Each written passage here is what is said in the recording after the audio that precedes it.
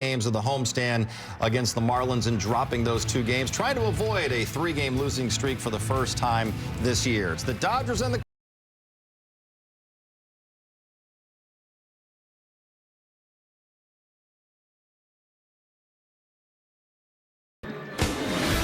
John, welcome to St. Louis and welcome to Friday Night Baseball on SportsNet LA. Brought to you by Jack in the Box. These 2 great National League franchises, the Dodgers and the Cardinals, ready to open up this weekend series. We welcome inside Joe Davis and Or Hershiser. The Dodgers just 5-7 over their last 12 games. Maybe a nice reset here, getting on the road, starting this trip, St. Louis and Houston. Yeah, they played a lot of games in a row without an off day, got refreshed yesterday, and I feel like that is going to be the thing that gets them going again, and they love hitting on the road. Pitching has not been the problem for the Dodgers lately, and you look at the sure things at the top of the rotation. You've got Blake Snell coming back. The guys lined up this weekend for the Dodgers, kind of like a weekend of auditions to try and hold on to spots. Yeah, coming out of camp, all 3 of these guys were probably at risk to come out of the rotation when they started to get healthy, with especially Snell. But I think Robleski is probably in there. But you know what? It doesn't mean that they're going to go to the minors. It just might be a role change, and they'd still be big leaguers. This guy pitching tonight, coming off his best outing of the year, the 10 strikeouts in the 6th and the 3rd innings, and it was buoyed by the slider. And we'll see what these Cardinals get tonight. Hopefully Emmett throws the pitch that feels the best that he can attack with. All right, for more, let's go down to Kirsten Watson. Thanks, Joe. Well, of course, with Blake Snell, with his return coming soon, he threw a bullpen today. His next rehab and start is going to be on Sunday with the team with OKC. And Dave Roberts did say that he's got a few more outings until his return, but it does bring up the big question that you mentioned earlier at the top of the show, is what is going to be the move, or what's going to be the decision, especially when it comes to the back end of this rotation. Dave Roberts today, though, made it very clear that that topic and that conversation, yes, it's close, but it's not here just yet. As I mentioned, for Blake Snell, he's got a few more starts, so likely a few more weeks till his return. So Dave said when it comes to these younger pitchers, he just wants them to focus on executing their pitches, continuing to compete on the mound. But when that time comes, those tough conversations will be had, but that's not the focus for this group right now, guys. All right, Kirsten, as far as these St. Louis Cardinals go, not big expectations coming into the year. This is the youngest roster in baseball. It's supposed to be the start of a rebuild, but they've won 10 of their last 15 games. One of the biggest surprises in the league. Yeah, you're not going to overlook this team when all of a sudden their record is what it is, and they have been solid. They've shown a lot of power. Some youth and prospects that used to be prospects all of a sudden are getting it done, like Walker, and the 2 young guys at the top. They're hitting for power, they're hitting for average, and they're moving people around. It's going to be an exciting series against this youthful team. And, of course, it'll be Shohei Ohtani to lead things off for the Dodgers, starting to get it going again. Really impressive finish to the homestand. Try and get things going in this series when you come back. Back-to-back world champion Dodger baseball on SportsNet LA is brought to you by Jack in the Box. Jack's new Smash Jack Sliders Munchie Meal with a chance to win the $75,000 prize for Jack's 75th anniversary.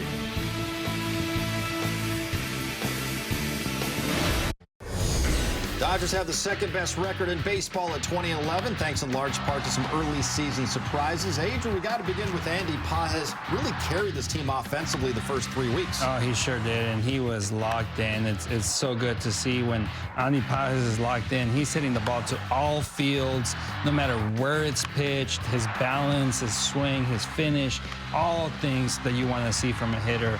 And it was such a good month of April. I just love to see the way he started, and love to see him continue that start here in May. You know, last year we were talking about him possibly being an all-star and well-deserving of an all-star. Well, here he is again, kind of following up on that. And again, off to a good start, continues, and hopefully he is an all-star. Dalton Rushing struggled through his rookie season, seeing limited action, but he's been a completely different guy so far in 2026. Nomar, 2nd on the team in home runs with 7, doing it with just 46 at-bats. Yeah, doing an excellent job, just capitalizing on the opportunities given when he is in there. But I also think what he's done is accepting the role that he's in.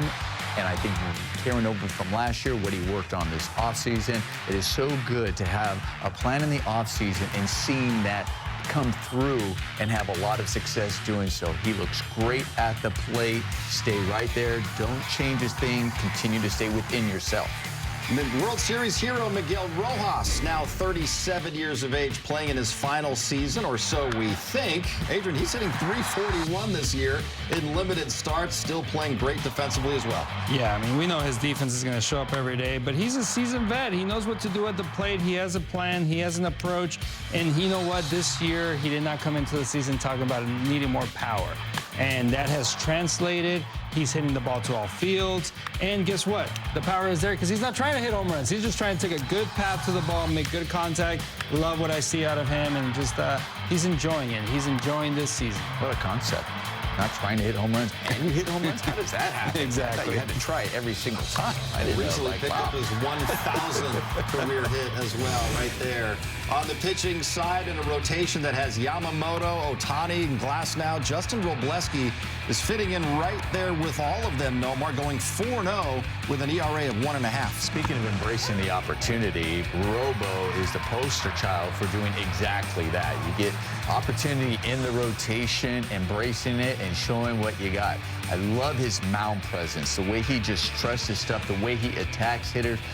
We know he's not afraid of anything. We saw that last year, even in the postseason. Whatever's asked of him, he will go out there and do. But this year, not afraid to pitch to contact, going out there just saying, I'm good here. If you're going to beat me, do it. But at least I'm going to go out there and give myself a chance. We'll see him starting Sunday in St. Louis. We're just minutes away from first pitch at Busch Stadium. It's the first of three. Dodgers against the red-hot Cardinals.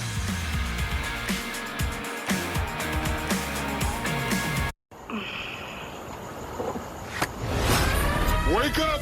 We got pain to relieve by morning. Ice, hot. That is Hall of Famer Cardinals great Ozzie Smith is in town saying hello to Dave Roberts. After all, Ozzie, he is an LA guy. Went to Locke High School, which we remember also produced Eddie Murray, another Hall of Famer. So good bloodlines back here in Los Angeles. Nomar, you a fellow shortstop. Have you ever seen anyone better than Ozzie picking it short? Yeah, you know, he was fun to watch, but I also watched Omar Vizquel, you know, live a whole lot more than I got to see Ozzie. So some of the things Omar did used to make me scratch my head for sure in amazement. Dodgers and Cardinals, first pitch is coming up with Joe and Oral on the call right after the break.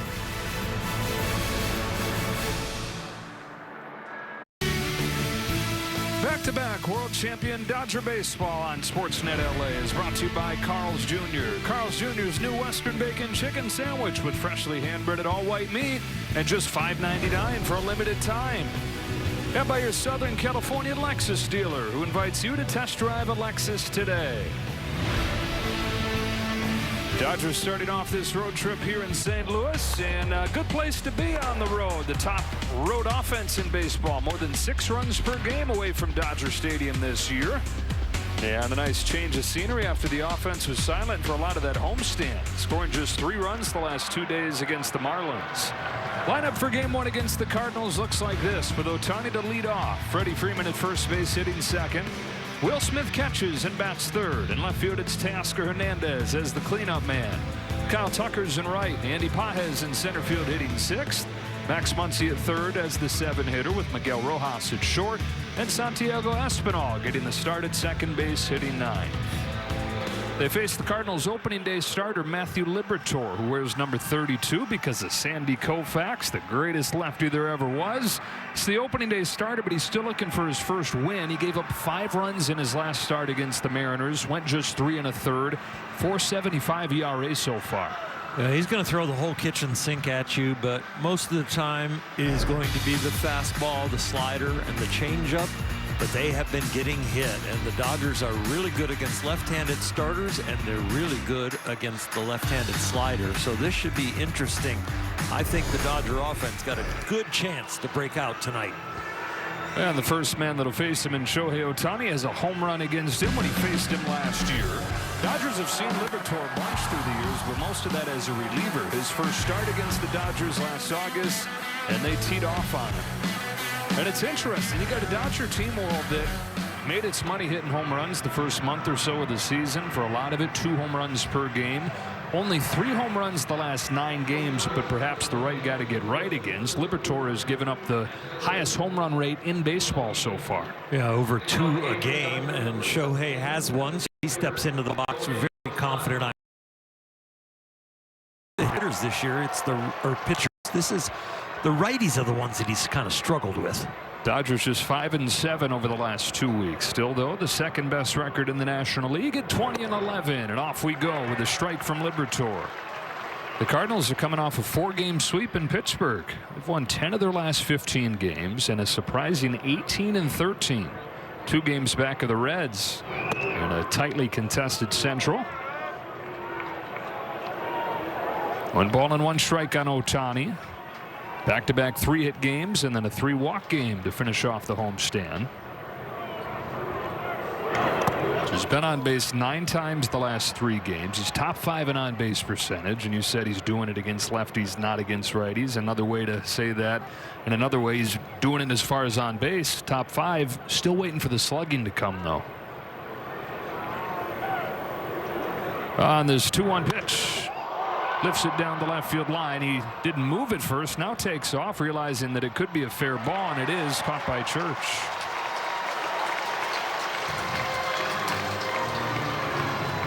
There is wind up high, but it doesn't feel like there's any when you're down on the field. 1 gone in this first inning. Freddie Freeman comes into a ballpark where he is the best hitter ever. .365 average and OPS above 1,000 in his career at Busch Stadium. Well, he's really getting back to basics right now, just getting the barrel on the ball.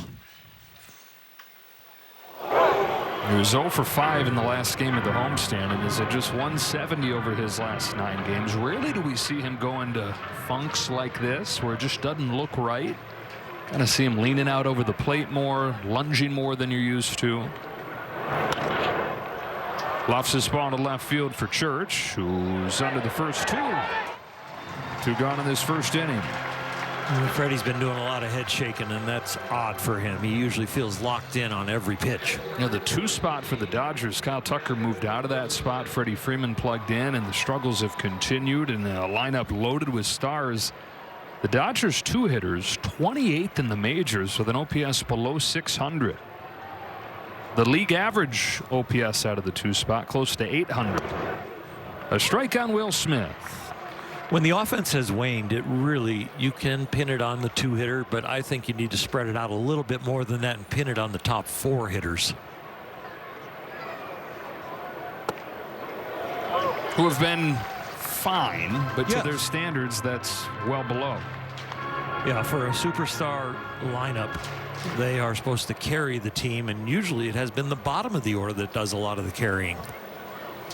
0-2 to Smith is high. Now, Will has not been immune to it, although feels like the last few days he's figured it out. Said it's been frustrating for him because he's thinking, I'm seeing the ball great. Why am I just flaring everything over to right field? So he figured that it had to be mechanical.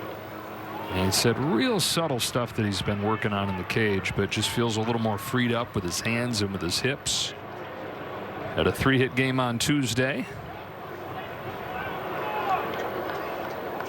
And on this 2-2 from Matthew Liberatore. Swings and misses. Down to 1-2-3 first.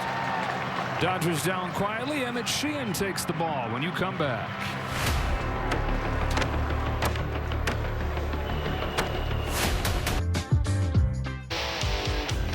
Well, maybe the biggest individual reason the Cardinals have exceeded expectations so far this year is their 23-year-old leadoff hitter, J.J. Weatherholt. He's got a 7-game hitting streak. He's got a 6-game extra base hit streak after he took Paul Skeens deep on the first pitch that he swung at yesterday.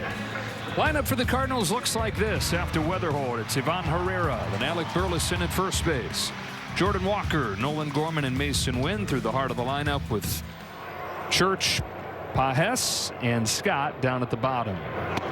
Swing and a miss. Does not get cheated on that first pitch fastball. So Emmett Sheehan trying to build off of matching career-high 10 strikeouts against the Cubs last Friday, pitching into the 7th inning for the first time, and he really has seemed to round into form these last few starts. Fastball, slider, change.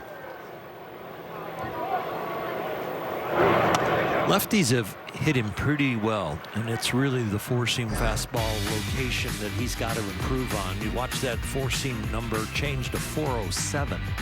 The slider has been outstanding, especially against righties. The changeup needs to improve a little bit too. Yeah, the changeup is the one that he rode his first couple starts because the slider didn't yet feel right. But he has found it, and if you need evidence of that, you mentioned it during the pregame show. He threw it 43 times against the Cubs last outing. You're not throwing it that many times if it doesn't feel good. Is 1-2. Just misses in. 43 times, one shy of his career high. Yeah. 6 of his 10 Ks came on that slider. I like this one right here. It almost has a little trajectory where it's got a chance to be a back footer to lefties, and that would really help him against left-handed hitters. Roxon fires a 2-2 to Weatherhold, and it is a change that fades away to make it full. That's the pitch that's got to improve. He saw that that was up. If it had been over the plate and he could have reached it as a hitter, it wouldn't have been good. Wouldn't have been good news. 3-2. Fastball. Got him on the outside corner, and a strikeout to start the game for Sheehan. From a high changeup to a low dotted fastball at the knees, really well done. Well, he got 10 Ks the last time. He starts this game with 1, and if he gets 7, you know what you're going to get. A free Jumbo Jack with the purchase of a large drink at LA area Jack in the Box restaurants. 1 away, Ivan Herrera climbs in. Cardinals have a good catching duo. It's Herrera and then Pedro Pajes. Spelled the same way as Andy Pajes, but he pronounces it Pajes. Herrera's in there every day, whether he's doing the catching or DHing like he is today.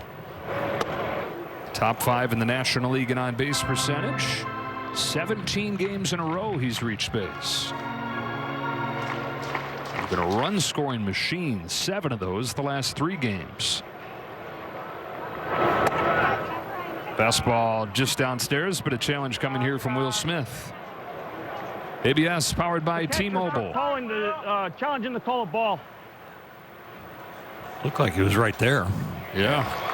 And they've got a lot of the strike zone, the whole ball. Count is 1-1. 1-2. Did he not realize that his mic was on still? Or? I kind of like it, though. I do, too. Some personality over the mic. Sheehan to Herrera with a 1-2 pitch. Ground ball, base hit. On base streak extended to 18 games for Herrera. Helmet comes off as he rounds first with a 1-out single. This shouldn't depress you as a pitcher. You take all the ground balls you can get, especially ones that aren't hit that hard, but it just hit in the right place. About 4, 5, 6 hops before it goes through. Throw another one of those and get them to roll a pair. 1-on-1 out. Up comes Alec Burleson.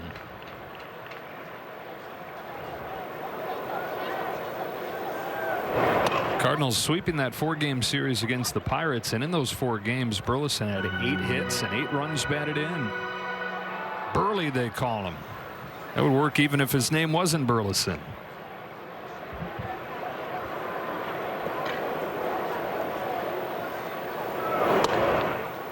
Bonus strike. The Cardinals 30 runs in that 4-game sweep of the Pirates. This offense has been way better than folks expected that it would be. They overhauled the roster this offseason, shipped off all the biggest names. Arenado, Wilson Contreras is sent to Boston, Brendan Donovan to Houston. A lot of foul ground here in St. Louis, and so Muncie's got room to roam for the second out. Sonny Gray from the staff. But you are so right. They turned the page on let's try and win this year to really saying let's rebuild the organization. But they're having their cake and eating it too, because they overhauled things, but they're also winning games. You know, they built depth in the organization, made the system better, but they also cleared paths for guys like this Jordan Walker, who has taken full advantage. Smacks this one into left center field for a 2-out hit. Walker, the former top prospect, who they had, at least fans, kind of given up on with 2 horrible seasons, but he's all putting it together so far this year. Yeah, you go from an elite prospect to a suspect to, oh, you're on your last chance, and he's taking advantage of this last chance, and it's doing well. Be interesting with their whole team if they can stay in this kind of consistent path of winning. with youth, it's good for their makeup and their confidence that they're getting some positive results here early. This is a guy with a very similar path to Jordan Walker, Nolan Gorman, former first-round pick. With 23 home runs, or 27 home runs his first year. That number was down to 19 his next year, 14 last year, and all along striking out way too much. You can live with those strikeouts when you're hitting 30 home runs, but hadn't had those home runs the last year or two.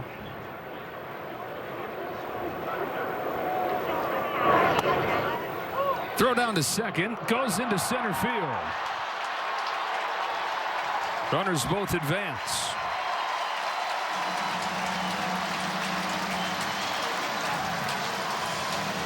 That's a play put on by Will Smith and Miguel Rojas, and they thought the secondary lead at second was too large, so you're right there as a shortstop. Miguel really could have easily blocked it, but he tried to make a real speedy tag, and that's why he missed it completely.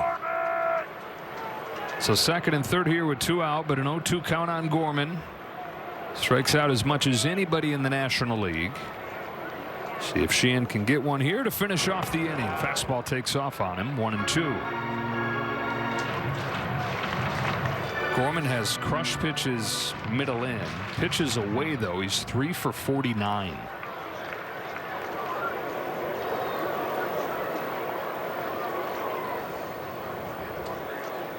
Stand out there with a 1-2 and very high again.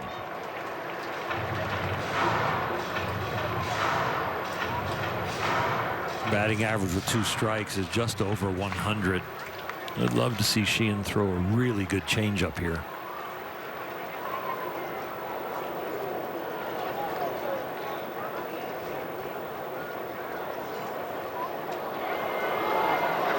Umpires are coming together here. Interesting.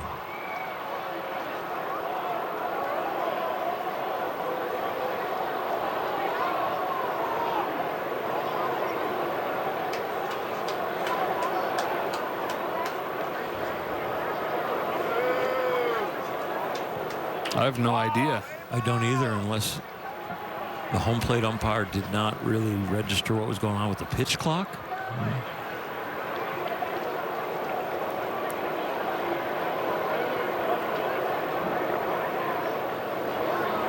This is a long conference.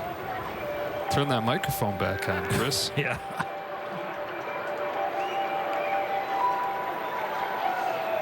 Playing the Jeopardy theme.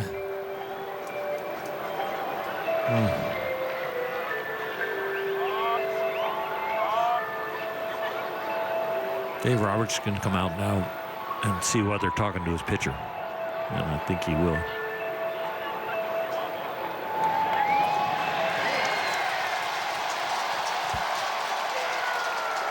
They're calling the balk. That he didn't notify the umpires that he was going to go from the stretch compared to the windup. Wow, and a balk minutes later? I don't think I've ever seen it time that way, though. This happened like last week. And I think it was Quintana who pitched from the stretch on the first batter with a man on third. And then the next one, he decided to go into the windup. You know, that double, that triple right there. The pitcher was charged with a balk. He started his All the 2 different first stops. pitches in the hybrid position and then went to the stretch position. Therefore, it's a balk. 1 run to score, the other runner third base. Well, great job by Chris Guccione to give the explanation there. It's just odd that it happens after a long. And you can do that, but you have to notify the umpire in today's rule book. Back when I played, and this has just changed in like the last 4 or 5 years. Now he's going to notify the third base umpire what he's going to do. Man, what a bad way to give up a run, though. 2 out hit, throwing error, and then a balk.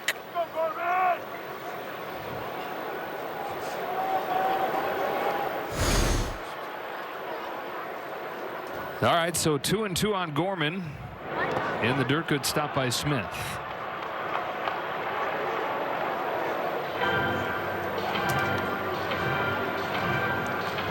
It's very interesting with the different deliveries now that are all kind of side saddle, even when you're in the windup, how you have to differentiate and advise the umpires what you're going to call your delivery.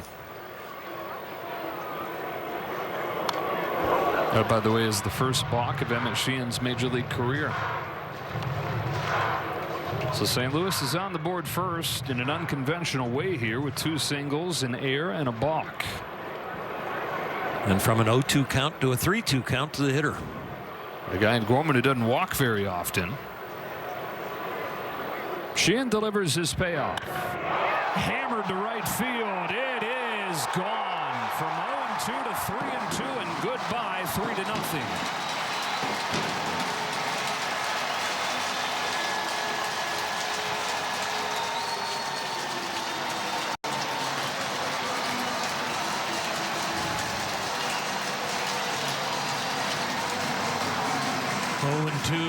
Against a guy that you really can put away with a strikeout, a big free swinger, but he doesn't miss this fastball. It's a left-handed hitter hitting a 4-seam fastball that's a mistake up by his eyes. It would have been ball 4, but he just tomahawked it right out of here. Gorman's 5th of the season, and the Cardinals pick up right where they left off in Pittsburgh with the 10 runs they scored yesterday. 1 ball, no strikes on Mason Wynn.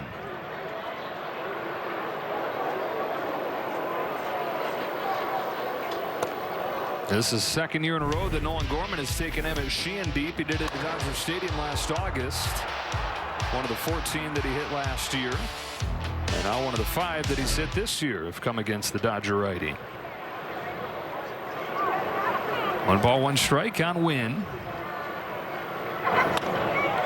who slaps a base hit into right center. It's the 4th hit of the inning for St. Louis. The Walker hit wasn't hit very hard. This one by Wynn not hit very hard, but the home run was hit very well by Gorman. That's the 5th home run he's given up this year, and 4 of them have been on the fastball against left-handers. Sheehan going to get a word from Mark Pryor, and we'll get one from Kia.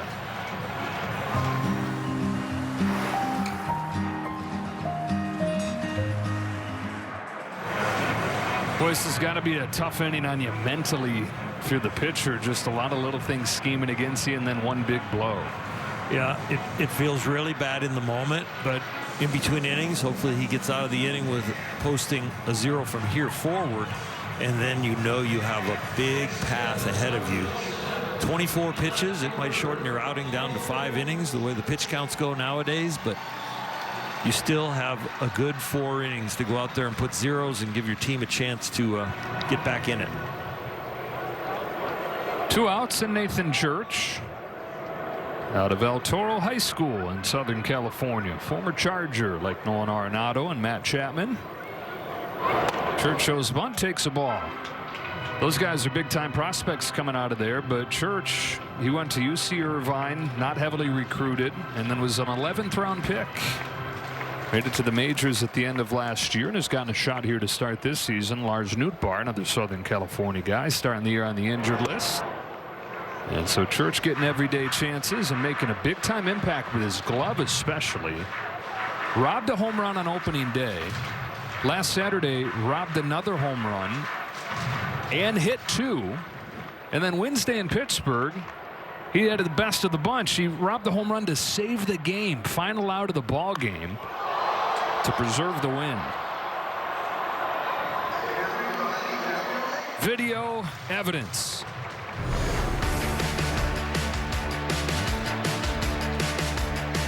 That is sweet. He's showing range. He's showing soft hands. He's showing leaping ability. Says he works on that every series. First day of the series, he'll go out there and work on balls against the wall. And has had that come to fruition in games several times over the first month. One of the most valuable defenders in baseball so far. Win at first base, 2 out. 1-2 from Sheehan to Church. Lays off the high fastball. 2-2. This whole young St. Louis Cardinal team really went to the right psychologist when they cleared the roster of veterans and let these guys just play free and easy with nobody really behind them pushing them. It's quite a lead. He's got good speed, not running though. And it's popped up and foul ground at third. Muncy sprints over there. Out of room.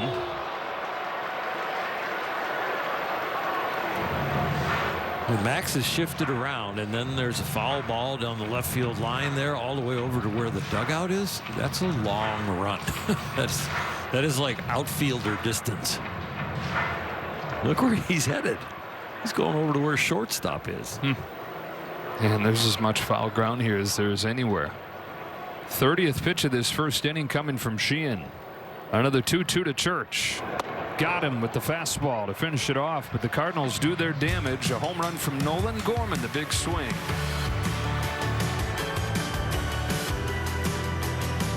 Ball weekend coming up on June 5th through the 7th, encouraging youth everywhere to get out and play. You can visit playball.org to register for a free event near you today. Uphill climb for the Dodgers in this one, down 3-0 as we go to the top of the second, and Teoscar Hernandez leads off. He's hoping that the road trip can spark something for him. 5 for his last 40 coming in. First one from Matthew Liberatore is a fastball that just misses. That's the first pitch ball he's thrown. Only took 11 pitches to complete that first inning. 26-year-old from Arizona, 6'4", 230, looks the part.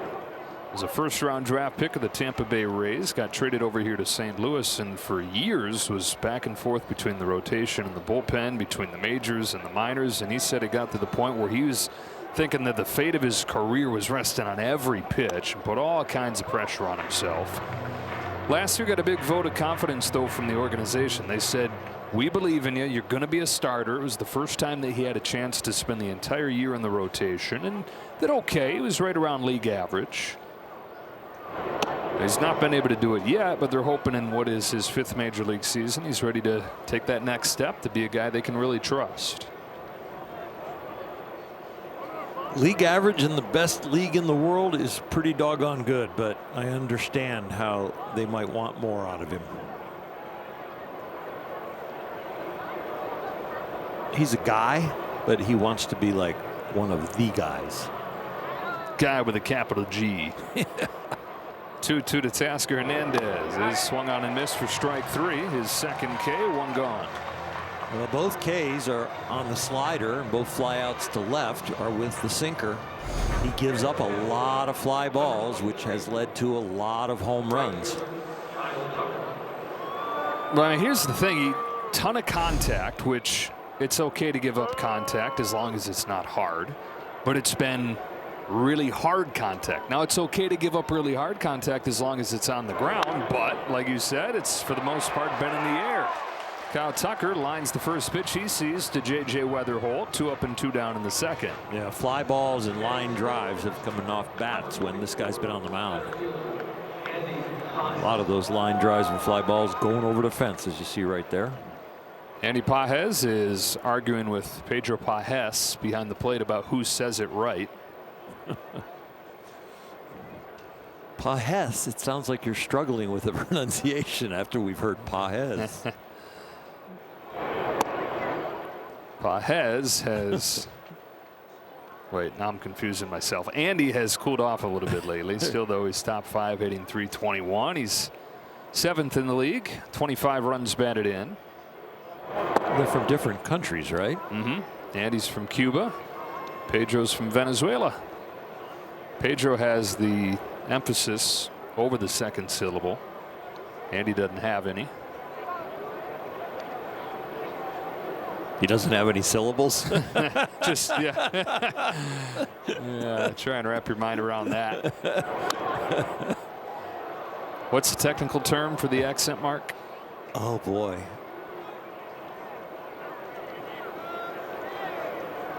I don't know. The 2 dots over the E in my name is called the umlaut. Tilde? Tilde. A tilde. Till the end of the day, we'll remember that.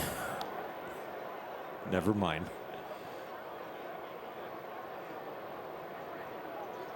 Three balls and a strike on Pajes. Liberatore throws. Pajes pokes a base hit the other way. First base runner for the Dodgers comes here on a 2-out hit from Andy Pages. I like the way that at bat, really, the way he went about his business there. He was very disciplined early on, didn't get a pitch in the place where he wanted it, but then in the 3-1 count, lets the bat go with something middle away, but it hits it where it's pitched.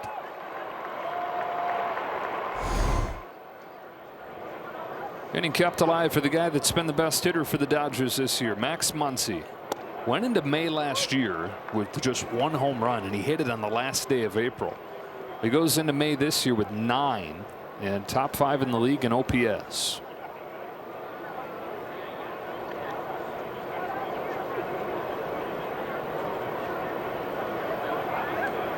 Here's an 0-1 pitch from Liberatore. Muncy fouls it off, and it's quickly 0-2. His NL ranks are up there because he has swung the bat consistently and with power.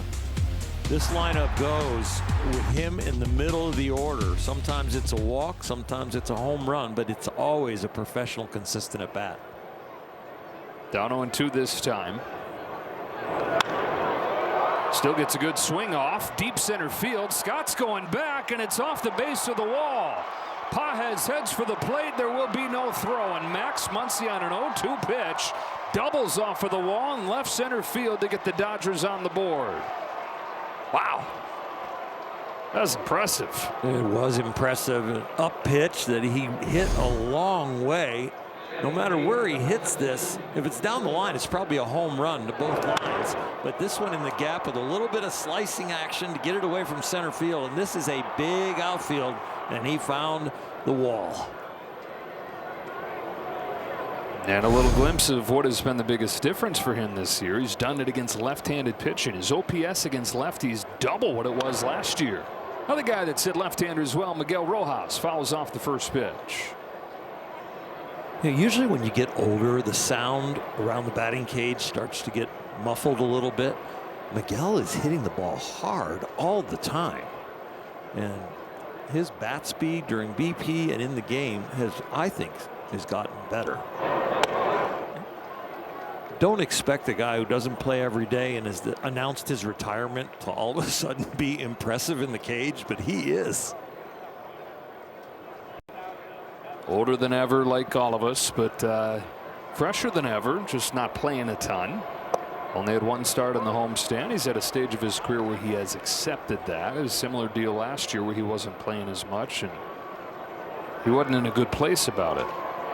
But has embraced whatever this final year brings. On the 1-2 from Liberatore, takes a breaker in the dirt, and the count evens 2-2. Well, he got off to a really slow start last year. Yeah. Boy, did his year end up on a high of a lifetime. He needed a pep talk and an evening with Kike Hernandez to kind of pull him out of the fog. Happened here in St. Louis actually last June. Katie Wu wrote a great article for The Athletic today detailing that. 2-2 pitch. Popped up right center field. Walker and Scott coming together. It's Walker to make the catch. And in the top of the second, Dodgers get a 2-out run, and it's 3-1, middle 2.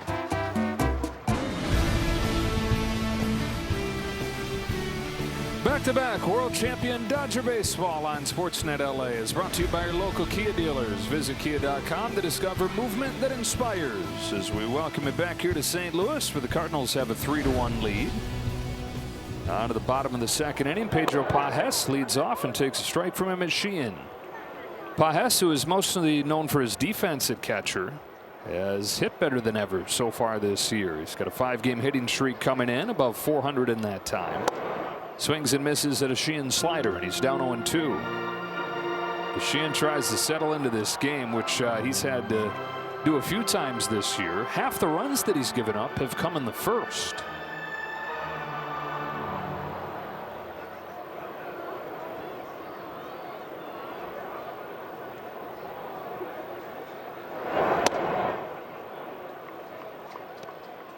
Now, Dave Roberts is really pleased with Sheehan in his last start for the obvious. The results were there, but he said he thought he did a much better job of just focusing on the hitter, not paying attention to his mechanics. Sheehan's talked a lot lately about it still hasn't quite felt synced up, but Davis said to him, look, you're usually not going to be totally synced up. I mean, how often are you as a starting pitcher out there feeling perfect? Like 1 out of every 5 starts. So Dave's thing to him was, you're good enough. Go out there and compete now. His 1-2 gets Pages. Good to see the slider right there. His 3rd strikeout. 1 looking, 2 swinging, and the slider is back. He only threw it 20% of the time in that first inning. Need to bear down on that pitch. 4 more, and everybody gets free jumbo jacks tomorrow. So 1 gone in the second inning, and up comes Victor Scott. They're talking about it off of the top, but it's kind of a weekend full of auditions for these Dodger starters. You go from Sheehan to Sasaki to Robleski. As good as the other guys have been, and with Blake Snell working his way back. Now the rehab start coming on Sunday for Snell, probably 1 more after that. All these guys trying to make their case to stay in the rotation.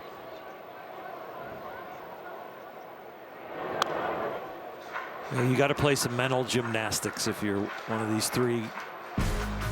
three guys, young, but you don't know if they're going to the minors, or you don't know if you're going to the bullpen, but you know that somebody is at risk as far as the role in the rotation.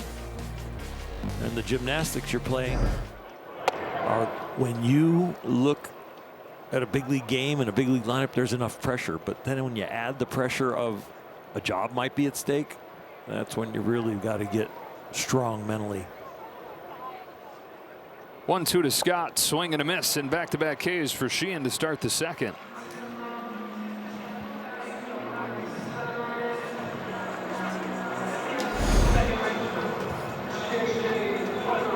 I love the shape of that breaking ball. I liked it in the first inning when he got one in there, and that one, just the bigger one like that needs to be to lefties.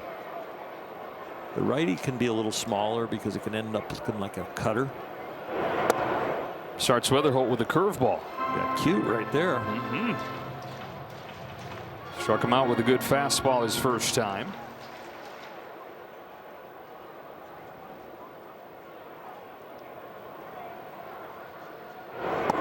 There's another good back foot slider. Weatherholt was guessing, looking for something inner half. He got inner half, but it ended up being inner half for a ball. So what do you think now on 0-2? You know, the theory with Clayton Kershaw on the team has always been don't have a waste pitch here. So I'm staying away from my fastball, but I'm throwing something that looks like a strike, ends up a ball. Like that. Another good slider. Yep. As aggressive as he looks in the box, and as much as he looks like he wants to swing, and of course, yes, there are 2 strikes, but I do not want to throw him a strike changeup or a strike fastball. Fastball was a good one, and it's grounded down to Freddie Freeman at first. There's a good bounce back inning from him as Sheehan retiring the side in order.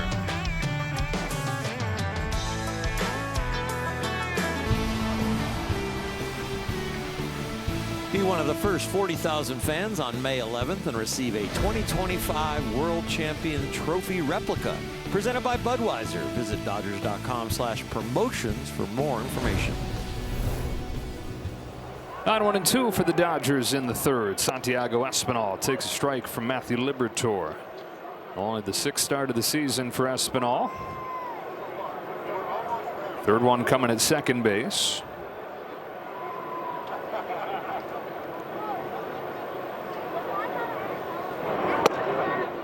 Espinal's favorite player as a kid was Albert Pujols. So he lights up coming here to play in St. Louis. They just announced Albert Pujols, Yadier Molina, part of the Hall of Fame class this year. The St. Louis Cardinals Hall of Fame. 3 pitches, he's down on strikes, 1 gone here in the third. A breaking ball that catches the corner.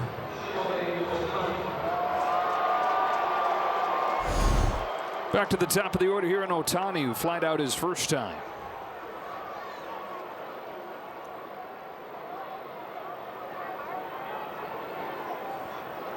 On past years when Ohtani would go into a funk, a lot of times it had to do with his setup getting a little bit too open, just drifting there without even realizing it. And Apparently this year it's the opposite. He's gotten too closed without really realizing it.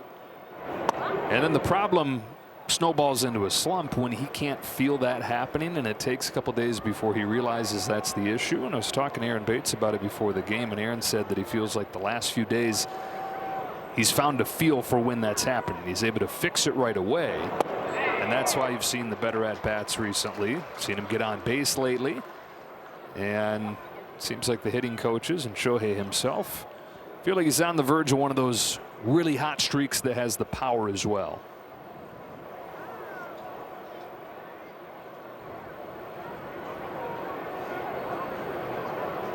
The 2-1 from Liberatore. Ohtani grounds it to second for Weatherholt. 2 up, 2 down.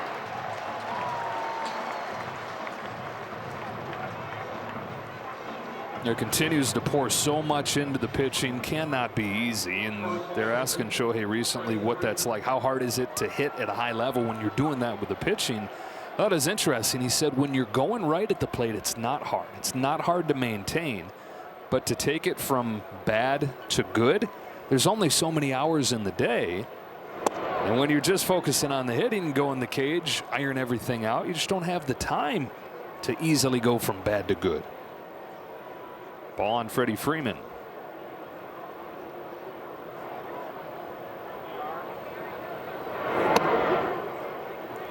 Two and up. It is quite a balancing act that he's going through, and the details are the open and close stance, but the overall look at it is the workload of being elite in both parts of the game. It is hard enough to be elite in one part of the game.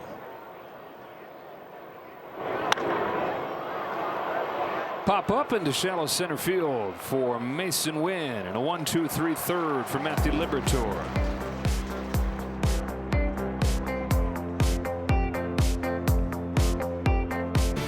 Join the Dodgers on May 9th for Blake Snell's Starter Series Bobblehead Night presented by Daiso. Be one of the first 40,000 fans and get your exclusive bobblehead. Visit Dodgers.com/promotions. That is an intense version of Blake right there. Kind of a scary bobblehead. Ivan Herrera takes upstairs and ball one from Emmett Sheehan. We talked about Santiago Espinal idolizing Albert Pujols. Ivan Herrera grew up wanting to be the next Yadier Molina. One of the big reasons he chose to sign with the Cardinals was to try to follow in his footsteps. And now how about this? He gets to learn from Yadi, who is an advisor with the Cardinals and is around often. Give him whatever he needs, which has been plenty from the defensive side. Ivan has always hit, but the defensive side of the game has lagged behind. So he's making big strides with Molina's help. Had elbow surgery in the offseason, and when he was rehabbing it, part of what he was doing was like a full-time curriculum on game calling, guiding the staff. They had a whole flashcard system where they would give him a situation, and he would have to write in what he would do, what pitch he would call, and then they'd go over his answer. So trying to hone that part of his game too. If he can develop that, you're looking at one of the most well-rounded catchers in baseball. It's a guy that hit .284 last year. Had a 3 home run game. Top 5 in on base this year.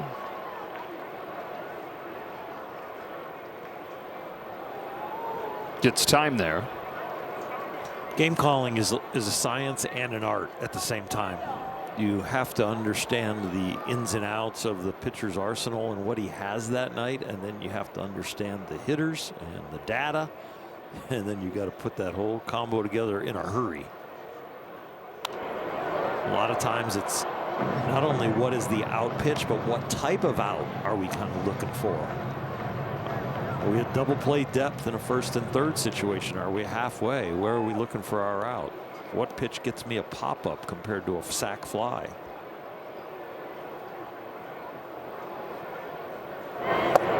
Swing and a miss, strike 3. That is 5 for Sheehan, who's retired 5 in a row. 4 of those via the strikeout. Well, he followed up a 30-pitch first inning with a 13-pitch second inning, so he is definitely back on the beam. Hey, how much of it for a catcher is what you're talking about, the knowing what pitch to call and when to call, and how much of it is just being like the motivational presence? Well, that's definitely in there too. And you're going to have a bigger presence motivating your pitcher when he feels like your game calling is good. Now you're on the same page. I get the wavelength. I feel this guy is with me. And now what he says has a lot more merit. It's kind of like team leader is what he has to say is really important if he's hitting home runs, running the bases hard, showing up on time. You know, if he's doing all the silent things well, then when your voice comes up in the locker room, it's got some weight. And it's the same way with catchers and pitchers. Ball and a strike on Alec Burleson. That misses away, ball 2. I feel like with Yadier Molina, it wasn't one thing, it was that it was everything. Yeah, I really believe if he wants to be a big league manager, he will be. He knows the whole game, and he knows how to take care of people's personalities and the way they are wired. Did it with so many pitchers so often and so long. Both those guys are talking about going into the Cardinals Hall of Fame today. Have been vocal about wanting to be managers. Albert Pujols is interviewed for jobs and managed the Dominican Republic, the World Baseball Classic. You don't find too many star players that become good managers. I won't say you won't find them that get the chance, because a lot of them do get the opportunity just based on their name, but rare is the all-star player that also becomes a great manager. This ball's hooked down the line, inside the pole and into the seats. Alec Burleson on a 2-strike pitch makes it 4-1 St. Louis.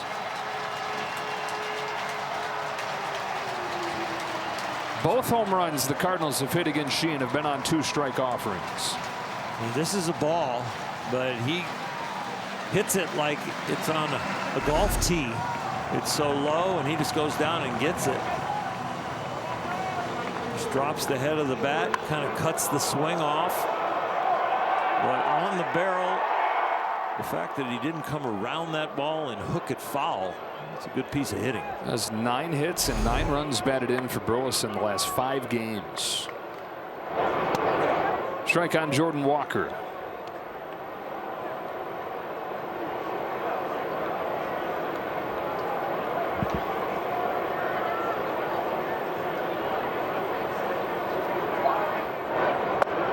Chase, and he's had 0-2. You're touching on Emmett Sheehan's issues against left-handed hitters earlier today. Righties are hitting $130. Lefties hitting above 300, and all 14 extra base hits he's given up have come against lefties.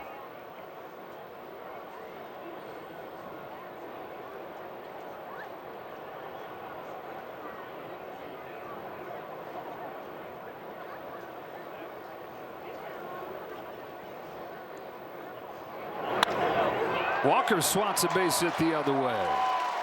He's 2 for 2. Another 2-strike hit for St. Louis.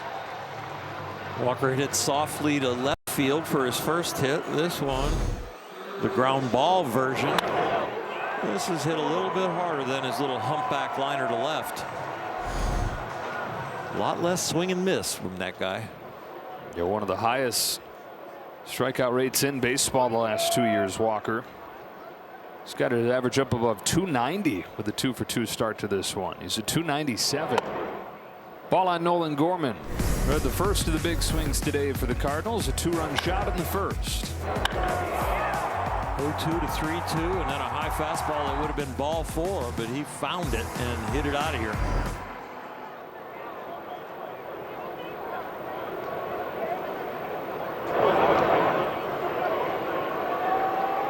Gorman still yet to celebrate his 26th birthday. That's coming up next week. He's already in his 5th year in the major leagues. First round draft pick that got here quickly.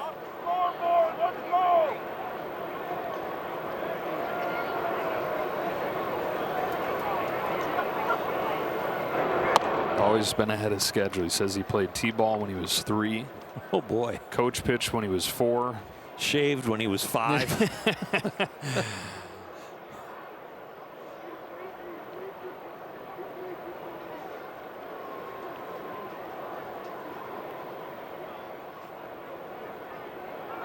Runner takes off. Throw from Will Smith is not in time, and a stolen base for Jordan Walker. This is when aggressive teams get more aggressive. They've got a 3-run lead. That padding will make them more aggressive on the bases, and they swipe that one. It's already 6 for Walker this year. It wasn't even a real good jump. He was almost hesitant leaving first base.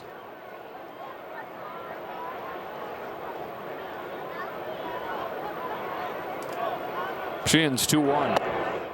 2-2.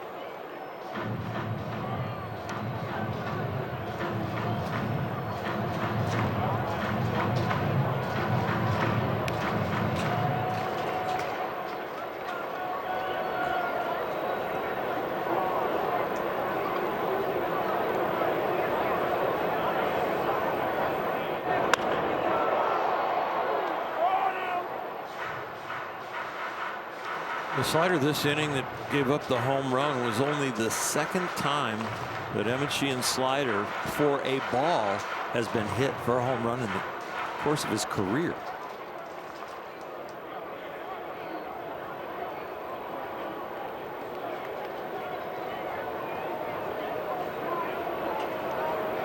Stares at Walker, comes home with another 2-2 to Gorman, and it's tapped up along first. Sheehan is there. Up to third goes Walker, 2 gone in the third.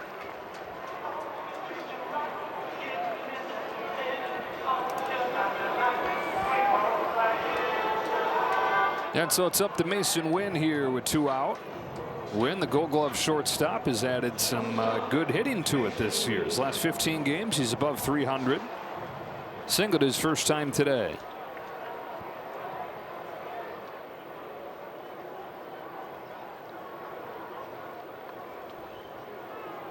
Mason Wynn takes a strike.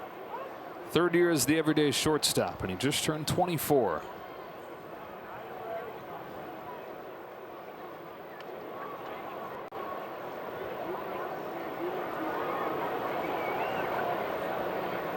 Sheehan brings him in 0-1. Pops it up right side of the diamond. Freeman and Smith. Smith is under it. And that's that for the Cardinals in the third, but they tack on with the second home run of the day. Alec Burleson making it 4-1.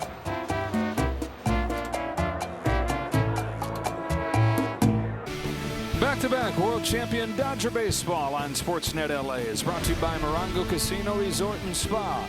Less than 90 minutes from wherever you are. Good times. Didn't we see that statue in the lobby today? We did. The real version. Yeah. The Wizard. He's such a nice guy. Ozzie Smith. Alec Burleson's home run has the Cardinals up 4-1 to the top of the fourth inning, where Will Smith leads off, swings and misses at the first one. There he is.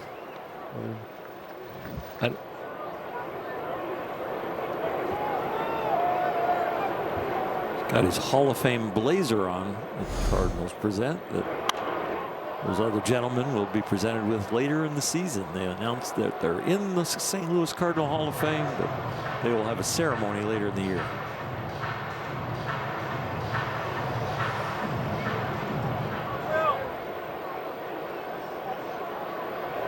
Go crazy, folks, go crazy. Not a great line from Jack Buck for Dodger fans to hear.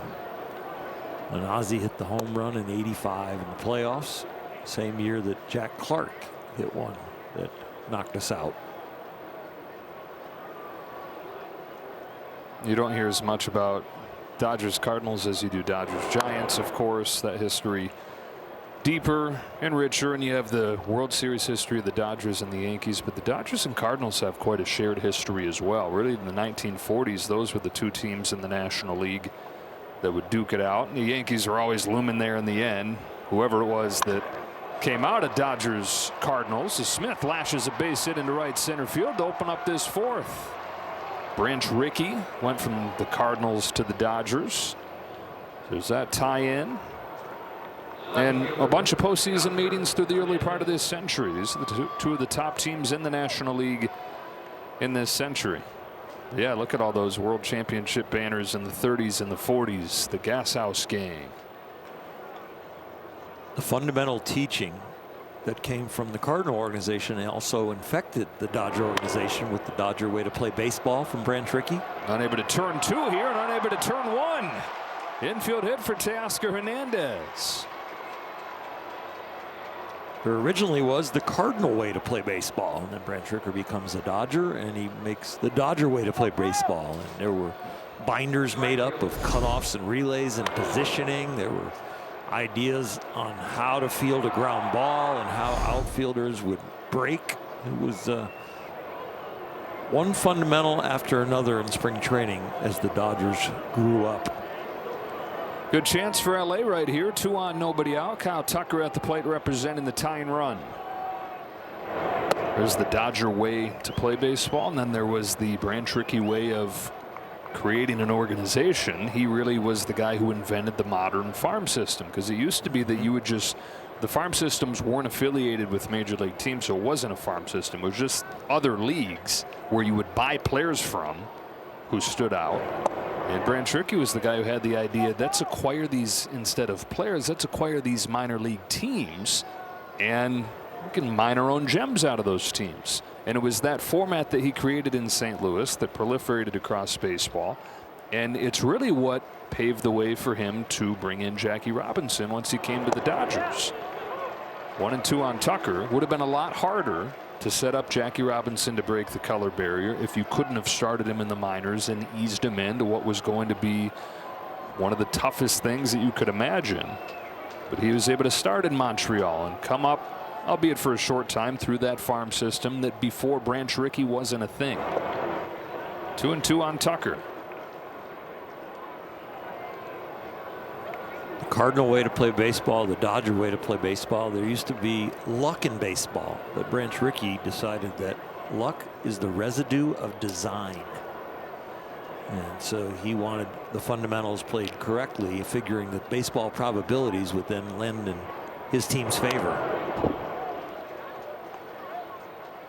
He's one of the first guys to study statistics, and you know, we talk about modern analytics, but he was the first guy really to break down stats beyond just the basic batting average, home runs, and RBIs. He had guys doing splits and trying to figure out what he could, every little advantage that he could get for his team. Another 2-2 to Tucker. Dips a little bit low, and he's worked it full. Roster configuration, how he wanted his bench to be made up of, what he wanted his bullpen to look like.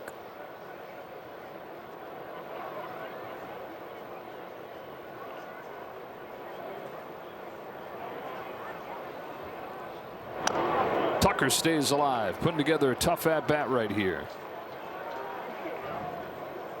If Branch knew there are cars that drive themselves now and all the stats in baseball and how far we've come, what he was thinking about, just how's he hit against lefties and how's he hit against righties.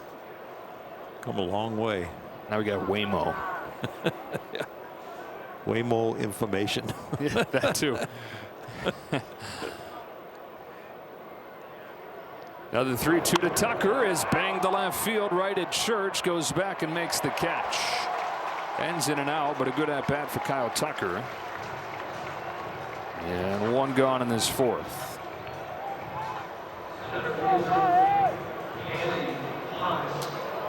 Runners stay at 1st and 2nd. Andy Pages comes up, scored the Dodgers' lone run with a base hit, and then the double from Muncy in the 2nd.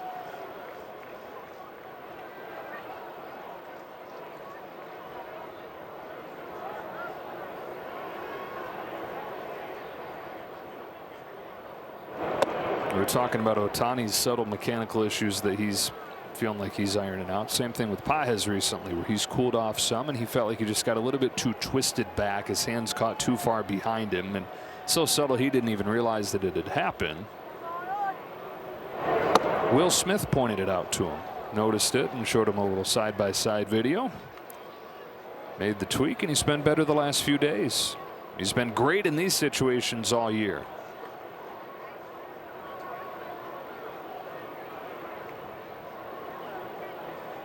On a 2-0 pitch, Pages tries to lay off, but he went around 2-1.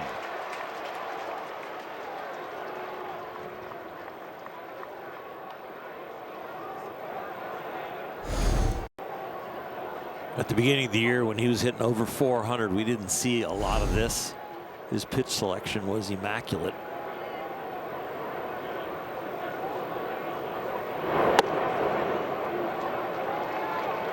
Here we go again. 3-1 count.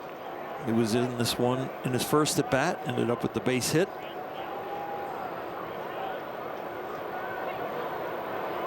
He hit a fastball middle away, line drive to right field. See what he does on this 3-1. He fouls it off and the count goes full. Location difference. The 3-1 pitch right there, that was more down and away on the corner. The one that he picked on in the early at bat was elevated and not as far away.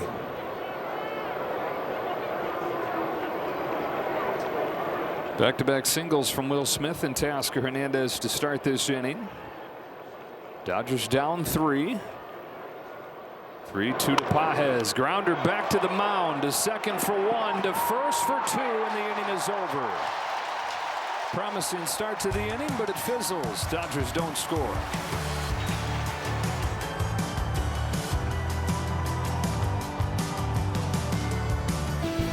Welcome back to St. Louis. This is the anniversary of the longest game in Major League history. In 1920, Brooklyn and Boston played a 26-inning game that only ended because it got too dark to continue. A 1-1 tie. That was the tie on the scoreboard. That's also the tie on the box score for number of pitchers used. And that guy you saw there was Leon Cador for the Brooklyn Dodgers. All 26 innings, like Joe Eschker for the Boston Braves that day. 26-inning complete game, and both guys had to settle for a no decision and a 1-1 tie. Nathan Church starting this inning against Emmett Sheehan. 1 ball, 1 strike. How did they get out of bed the next day? Leon said he threw about 300 curveballs that day and couldn't lift his arm high enough to comb his hair for a week. I believe it.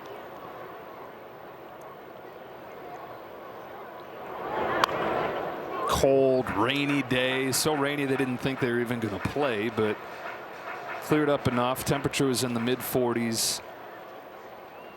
Game started at 3:50 or 3 o'clock and went 3 hours and 50 minutes. 26 innings, but the darkness fell, and they had to stop. Swing and a miss, in and out.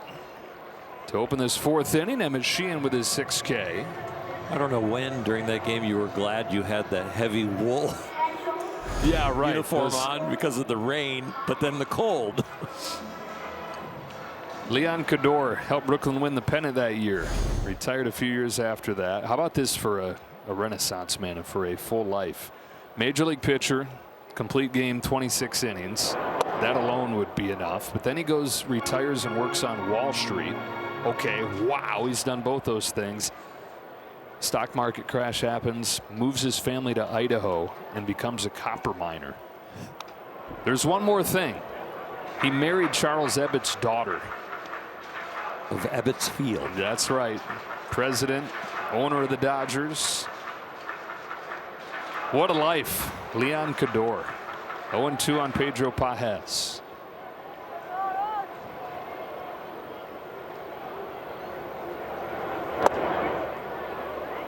He squeezed everything he could out of life. Good times and bad. 26 innings and end up a copper miner.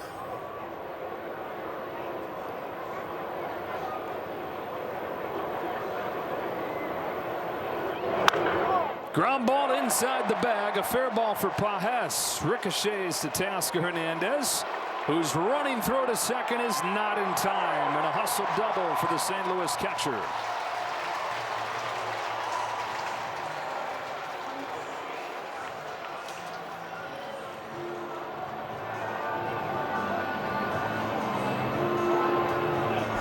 Sneaks a pretty routine ground ball down the line. As far as the direction, it is perfect when Max is that far off the line. And you see, it didn't have a lot of velocity, but it had a lot of accuracy.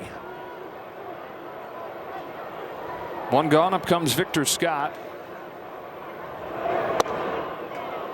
That is the first extra base hit for a right-handed hitter against Sheehan this year.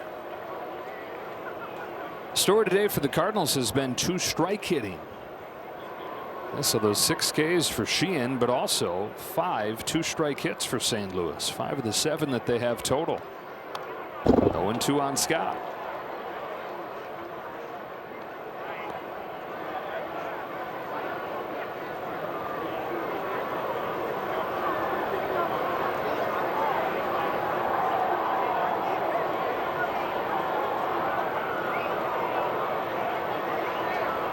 So another Cardinals hitter to 2 strikes. See if Sheehan can finish him.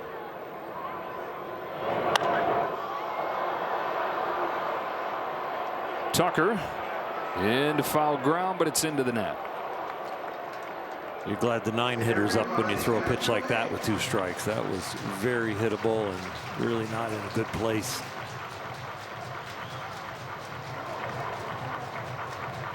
He struck Scott out his first time. Scott 2 for his last 34.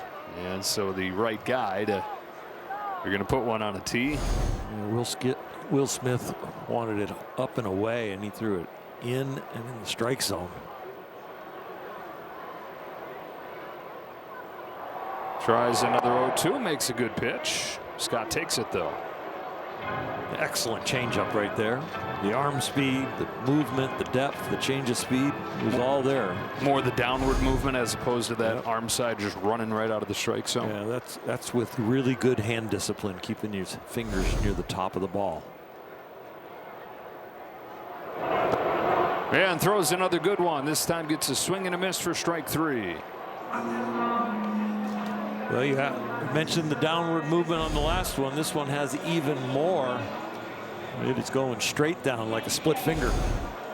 And so it's not been a great day for Sheehan, but he does have 7 strikeouts, and so you get your jumbo jack for free tomorrow.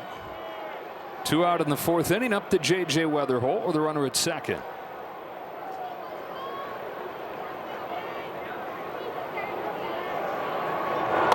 Weatherholt, a first-round pick less than 2 years ago.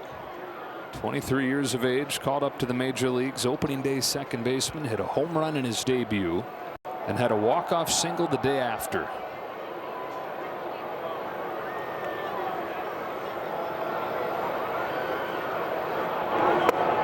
Goes to Pittsburgh this week, his hometown. He's from Mars, Pennsylvania, just outside of Pittsburgh. All his friends and family there. The entire West Virginia baseball team where he played came, so he's got all the pressure on him. It's a game-tying home run in the 9th inning of his first game there, and then takes Paul Skeens deep in the first inning yesterday. His hitting coach is the former Dodger hitting coach Brant Brown, and Brant said that the only young guy that he's ever seen be this unfazed this quickly is Will Smith.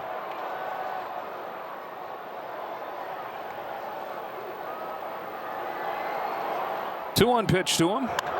Hit hard on the ground. Freddie Freeman, soft hands to take it to the bag, and in the bottom of the 4th.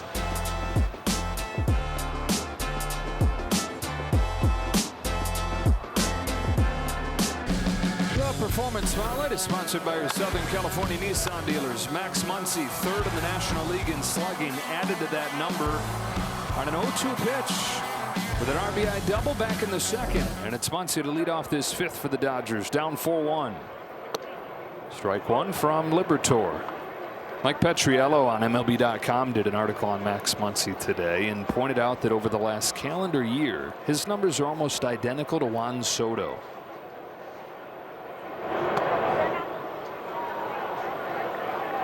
We got so many big names in this lineup, it's easy to forget about Max Muncy. Became less easy to take what he does for granted, though, when you saw the difference with Muncy and without Muncy last year. He's hoping that there's not enough foul ground to make that out, and just enough.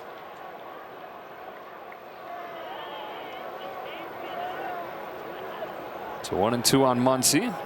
Now this corresponds almost exactly with him putting on the glasses, but he's not said that it's all about those glasses. He said, yeah, any little improvement you can make seeing the ball you're going to take, but mostly the confidence that he took from maybe thinking there was something there. And more than that, the adjustments he's made to his swing. 35 years old, he's in his 11th year. And the last 2 years, by far, the highest hard hit rates of his career. 2-2. On the ground to second, Weatherholt. Slick play for the first out of the 5th.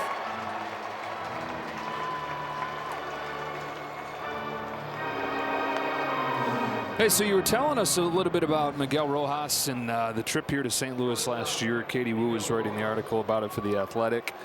early June, he wasn't playing. He wasn't handling it well. You normally such a great personality, a great mentor, but kind of become insular, was just doing his own thing, and his teammates started to notice it. And you mentioned Kike Hernandez reached out to him. As Kike said, he was in a similar place the year before where he was kind of feeling sorry for himself, and it was Miggy that was there for him. And so Kike said, this is a good chance for me to return the favor. Had him up, invited him to his balcony in his room as that scalded down to third, caught by Gorman, and they spent a few hours out there talking. And looking back on it, Rojas said it was like he was an angel sent to, at that point, save his career. Kike said basically stop feeling sorry for yourself, stop focusing on worst case scenario, because Rojas is looking and seeing, okay, Barnes is cut loose, Taylor's cut loose, I'm probably the next guy. And Kike said, you can't think like that, man. Without that conversation, Game 7 might not happen. If balcony time with Kike Hernandez doesn't cheer you up, nothing will.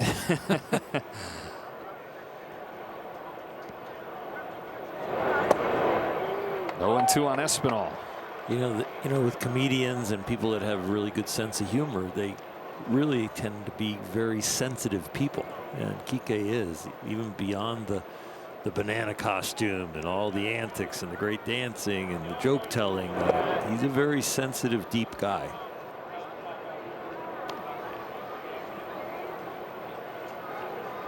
We've heard multiple examples of his leadership behind the scenes in recent years. Much publicized what he did to help out Yoshinobu Yamamoto during his first playoffs. Espinal can't lay off that high fastball, and Lipitor makes quick work at the bottom of the order here in the fifth. Halfway home in St. Louis, Cardinals up 4-1.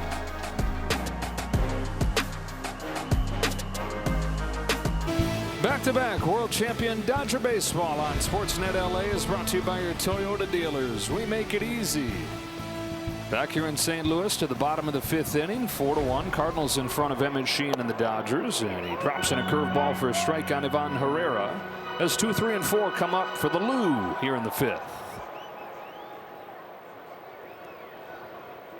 Herrera's 1 for 2 with a single. Takes a ball. It's 1-1.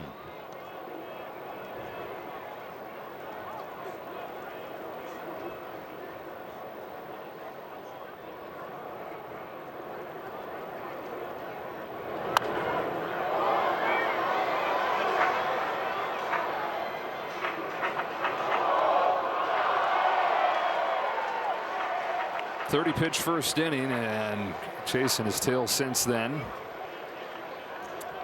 Real up and down with the pitch count and really with the execution.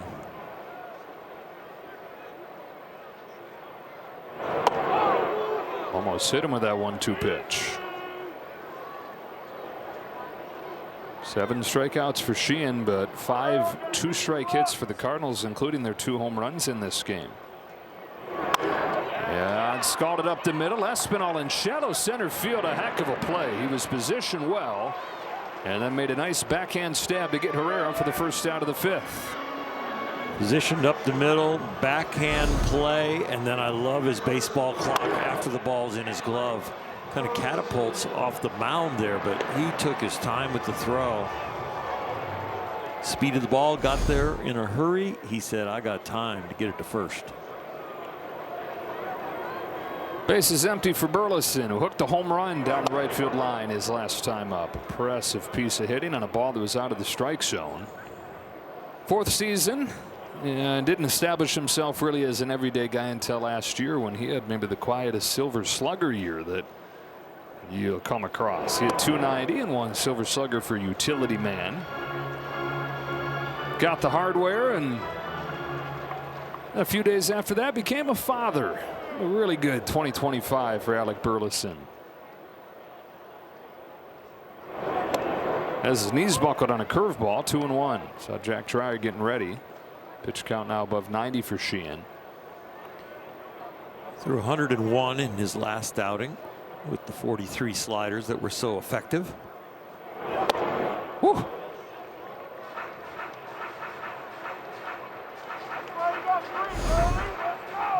I don't know what was more aggressive here, Sheehan's mechanics on the fastball, throwing it hard and high, or that swing.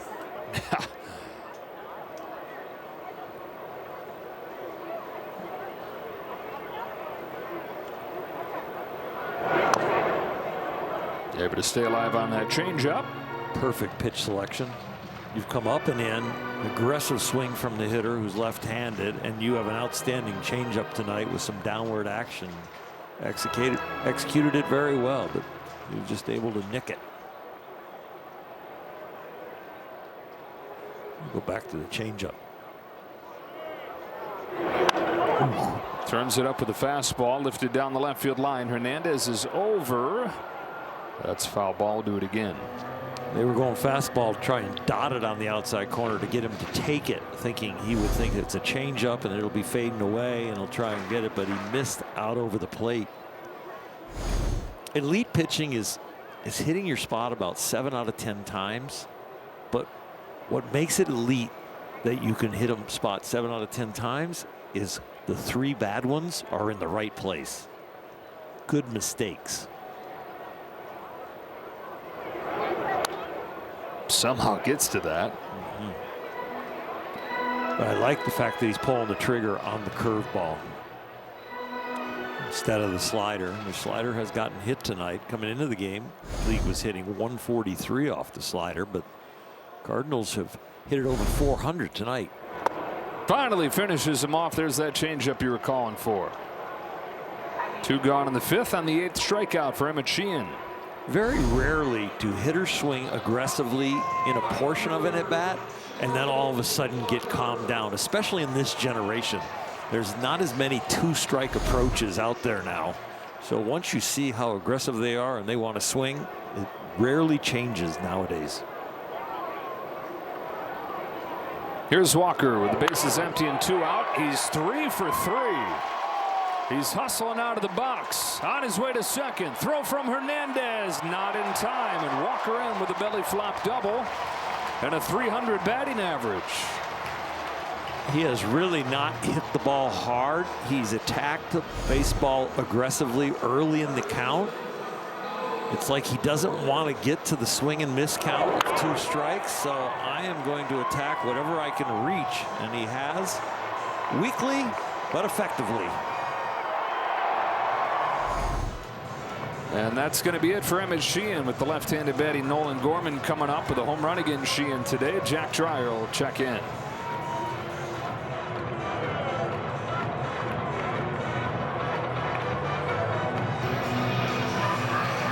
This is the shortest start for a Dodger in a couple weeks right here. It's become just the norm for these guys to go 6 innings, but Sheehan lasts just 4 2/3 and hands it off to the bullpen. The call to the bullpen is brought to you by Jacoby and Myers. It's Jack Dreyer checking in.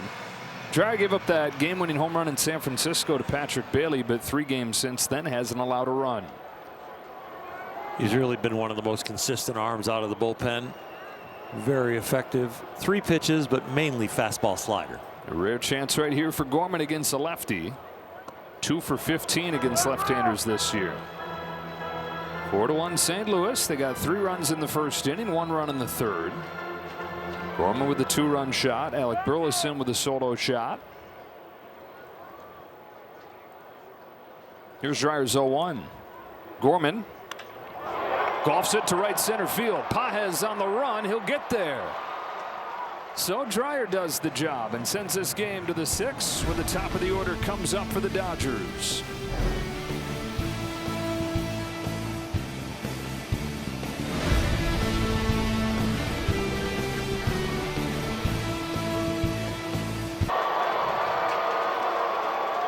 One run on 4 hits for the Dodgers, 4 runs on 8 hits for the Cardinals. To the top of the 6th, the top of the order, and a ball on Shohei Ohtani. Shohei's 0 for 2 today. Dodgers only 4 runs the last 3 games. And Liberatore came in with an ERA close to 5. They haven't given up 5 runs in 3+ innings in his last start. Winless on the year. Is holding them down through 5 in this game. Really just one good chance for LA. Ohtani off balance, sends a fly ball to center field. Routine for Victor Scott in the first out of the 6th.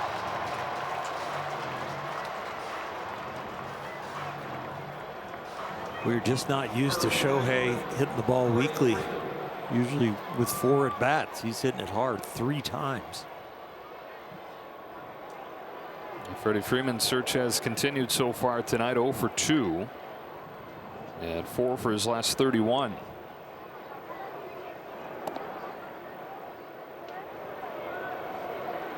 Matthew Liberatore, similar equation tonight in that he's given up a lot of contact, but the different story is that that contact has not been hard. Let's go. The 1-0 pitch. Freeman. There's some of the hard contact into center field. A line drive base hit. And most of the hard contact against Liberatore has come when guys have seen him more and more through the game. Opponents hitting .440 against Liberatore the third time through the lineup. Very nice swing from Freddie Freeman. You see very little head movement as he rotates around his spine.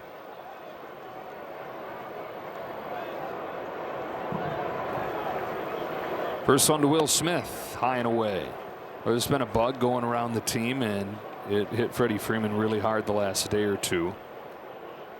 Aaron Bates was saying maybe that's something that can help him here. And it's like, what? How can getting sick help a guy?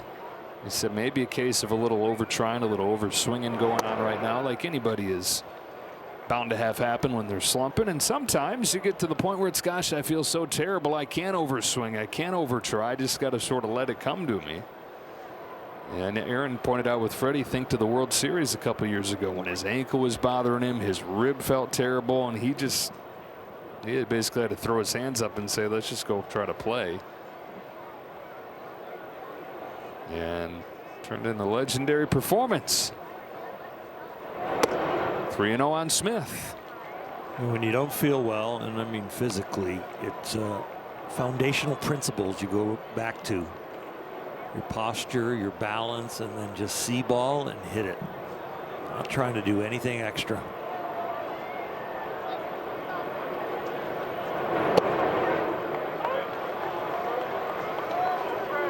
And nobody has a simpler approach and a simpler thought than Freddie usually. I brought that up to Aaron, and he said, but even the most simple approaches, you can start to overtry and overthink things a little bit when you fall into a slump like this. 3-2 on Smith. No matter where you start, overthinking is overthinking for everybody, right? You could be the guy that's the most basic thinker, but if you move the needle up a little bit, no matter where it started, it's still different for that guy. All relative. Here's the payoff. Got him looking. Smith will challenge. ABS is powered by T-Mobile. Smith as a catcher is very good at this. We'll see how he is as a hitter. Also very good. And what a well-timed use of that challenge right there for Will Smith. A walk, the first of the game for the Dodgers, gets the tying run to the plate. Situational challenge. Dodgers needing to create some offense. It was a good time to go for it. Talk about a little bit of creating some high leverage. Let's get a word from Nissan.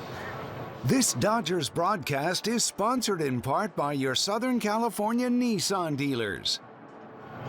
Teoscar Hernandez, an infield hit his last time. Maybe that's what breaks the ice for him, gets him rolling. Get into the Cardinal bullpen. It's probably the weakest part of their team. Still nobody throwing down there. 82 pitches for Liberatore.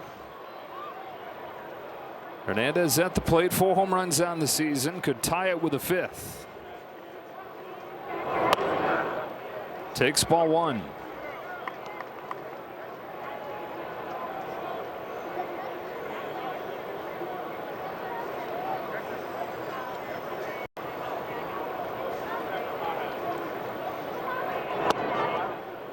Strike 1. We classified this Dodger offense as explosive, but they have not been very explosive lately. No home runs over the last 4 games, only 4 extra base hits. Is it time for the fuse to run out and get to the dynamite? Challenge from Pajes. Catcher's challenging to call a ball. And powered by T-Mobile. Call Balls on the third, Catchers are strike two. dominating, whether they're hitting or catching.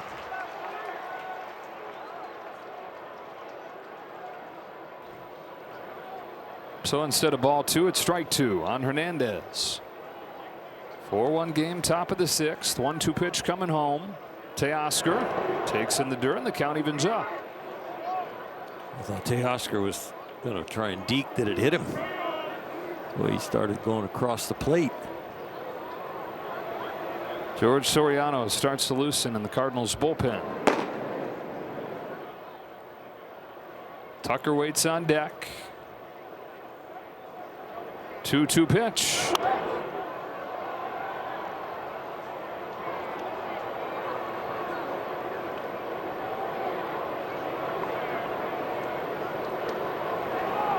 You mentioned that 440 batting average, third time around in the order. Dodgers are 1 for 2 with a walk.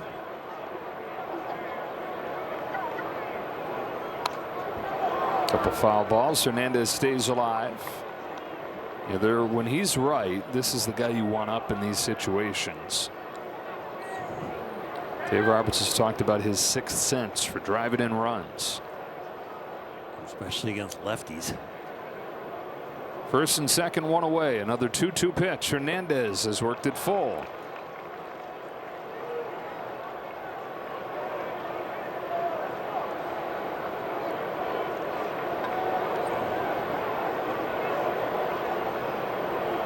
Takes a deep breath before this, the 8th pitch of the at-bat. Single from Freeman, walk from Smith. And now here comes the payoff. Hernandez fouls it off. There'll be a 9th pitch.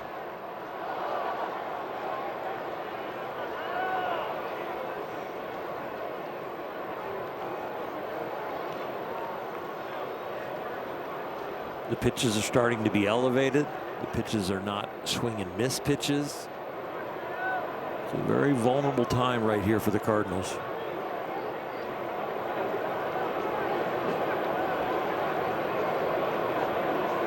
Tying run at the plate. One gone in the 6th. He takes ball 4 to load the bases. 9-pitch plate appearance ends in a walk for Teoscar Hernandez, and they're loaded up for Kyle Tucker. Dodgers didn't have a walk all day until these last 2 hitters. Back-to-back free passes issued.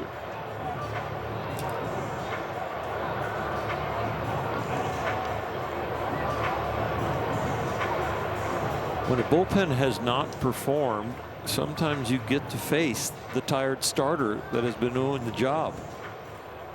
So you get to be vulnerable if you bring another pitcher in, and you're vulnerable with the one you have in the game. Here's where the Dodgers need to capitalize. Kyle Tucker was 0 for 2 today, but has hit it hard both times. He lined out to second. He lined out to left. Saw a lot of pitches in his second at-bat against Liberatore. See if he can take whatever he learned, put it to use here. Tying run on base. Go ahead, run at the plate. Dodgers starting this 6-game road trip. 3 here in St. Louis, 3 here in 3 in Houston.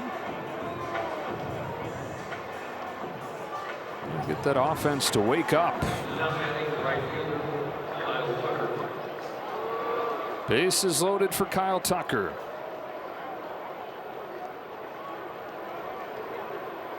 Hey, Tucker, I remember when you were good a year ago.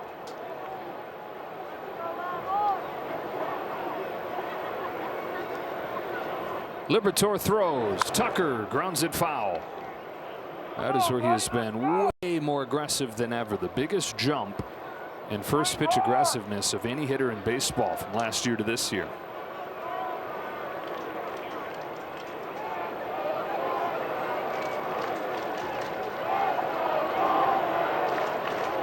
Oh, 1 pitch taken high.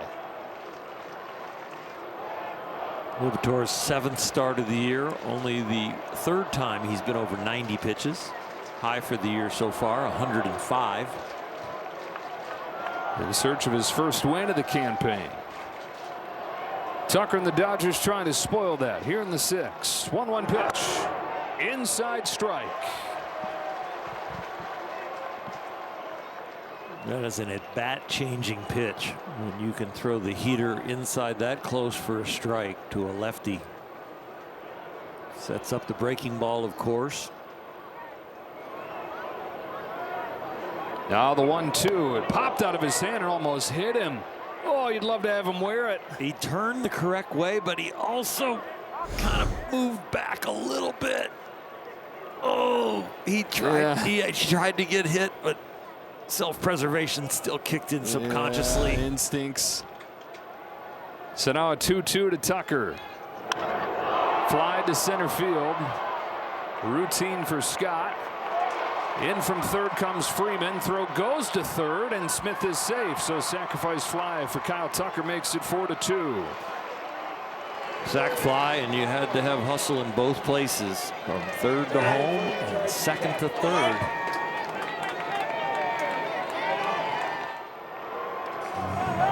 That's going to be the last hitter for Liberatore with the right-handed batting Andy Pages coming up. Ali Marmol will go into the bullpen. Dodgers down 4-2. Tying run aboard and the go-ahead run coming up.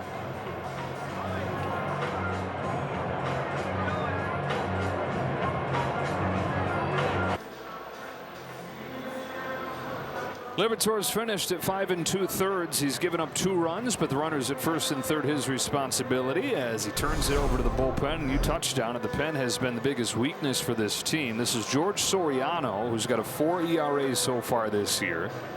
Brought on to face Andy Pages. 15th appearance, 13 of them have been very good of those first 14. An ERA just over 2 in 13 out of 14. It's actually been better against left-handed hitters. He's got a really good changeup. Pages, the righty, stands in representing the go-ahead run. Run in the second, a run here in the 6th. Pages takes strike 1 and a slider. Soriano, first 3 seasons spent in Miami, had a 6 ERA, and so this 4 that you see this year, an improvement in his first year with the Cardinals. Smith at third, Hernandez at first. Both those guys drew walks. Cardinal pen overall, 3rd worst at inherited runners scoring. Heavily used in Pittsburgh too, so that's why you see Soriano a little higher in the totem pole here. Missing down and away, count evens 1-1. 40% of the runners that they have inherited have scored. Well, Dodgers with a nice 2-out opportunity here. Pages 1 for 2, scored their first run.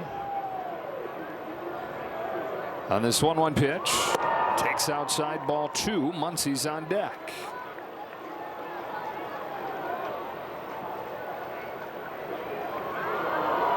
He's trying to keep the ball down to Andy. Andy looking for something slightly elevated, middle in.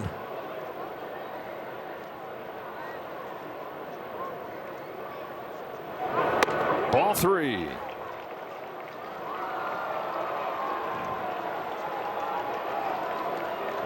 Your best offense right here might be just to continue to try and pass the baton. They're not giving you anything to hit. Take the free pass. Soriano to Pages with a 3-1 pitch. Swing and a miss. Tough pitch to get to right there. That's ball 4.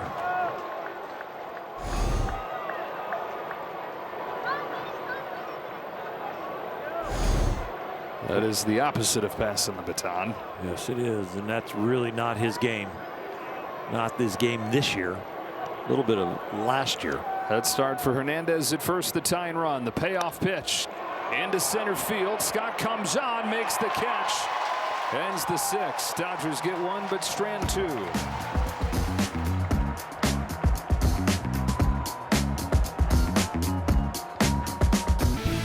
Be one of the first 40,000 fans on Mother's Day. That's Sunday, May 10th, to score your exclusive clear tote bag. For more information, visit Dodgers.com/promotions. That's against the team with the best record in baseball, those Atlanta Braves. Although our last check, Braves are trailing against the Rockies. Still are after 5 innings in Colorado, 6-1. Rockies ahead of the Braves. Mason Wynn leads off this 6th for the Cardinals against Jack Dreyer. Got the last out to strand a man in the 5th inning. Ball and a strike on Wynn.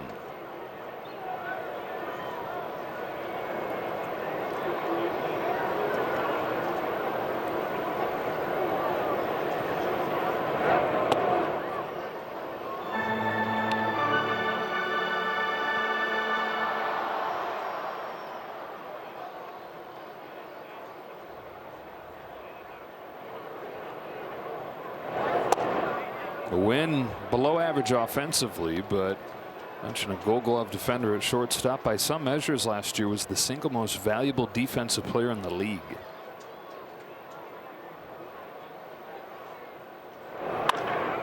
Scorches a base hit up the middle to start the 6th. 2 hits today for Wynn, above 300 the last 2 weeks. So pairing the bat with that Gold Glove defense. Hitters count with a hitter's pitch, but just challenging him. He won the challenge.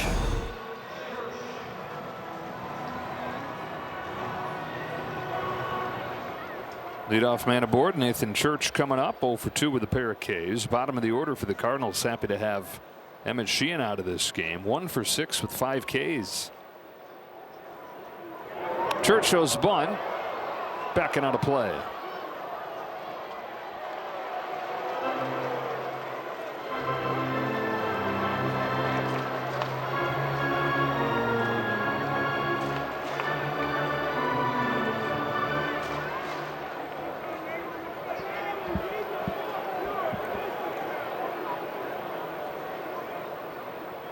Tries 0-1 to Church, comes after a toss over.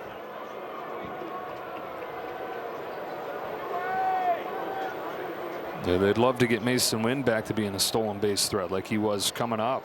More than 40 stolen bases his last year in the minor leagues, but career high since getting to the majors, just 11. He dealt with a nagging knee injury last year, had surgery on that though, so that's completely healed. Mason Blaze Wynn. Like him to run like his name.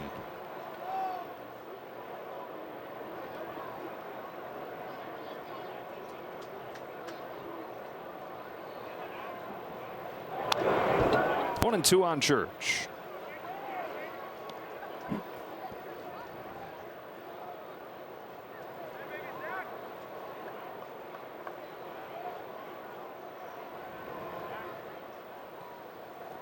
I'd like to see him go back away after the last swing. Front side was opening up. He's kind of feeling for the ball away. Slipping out of his hand, not getting there. Chilly night here in St. Louis. It's a little harder to grip the ball. Seems like every year we come here, it's muggy, hot, sweaty. Down into the 50s today. 2-2 to Church. Ball 3. We've seen this with Jack in past outings, and a couple of his rough ones where his pattern of misses is the same, and he quickly has not recognized it to make an adjustment.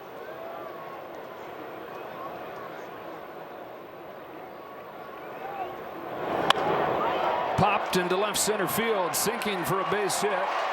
Back-to-back hits to start this 6th inning against Dreyer. Wynn was in a hitter's count, got a fastball up, hit it hard. This one up again. They're trying to go low and away. Missed the target by about 3.5 feet, but it's not hit well. But when it's elevated like this, weakly hit in the air has a chance to fall in. Weakly hit on the ground, usually an out. 2 on, nobody out. And the hitter Pedro Pajes, who has extended his hitting streak to 6 games with a double today. It's one of the 10 hits for St. Louis. And 6 of the 10 have come with 2 strikes after that base hit there for Church. Couldn't lay off the breaking pitch. No, he could. 1-0.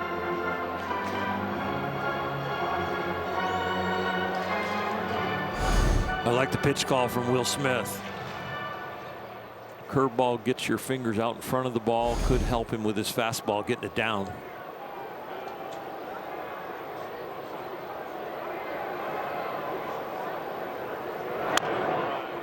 Another one. 1-1.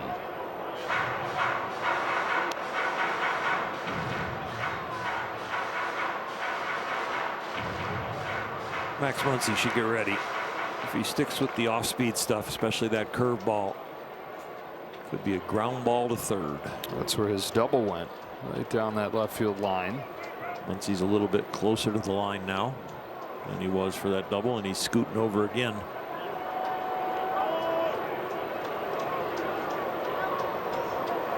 Try comes home with a 1-1 pitch. Hess takes ball 2, but a challenge coming. ABS is powered by T-Mobile. Challenging the call of ball. If it's on the plate, I think it's high enough.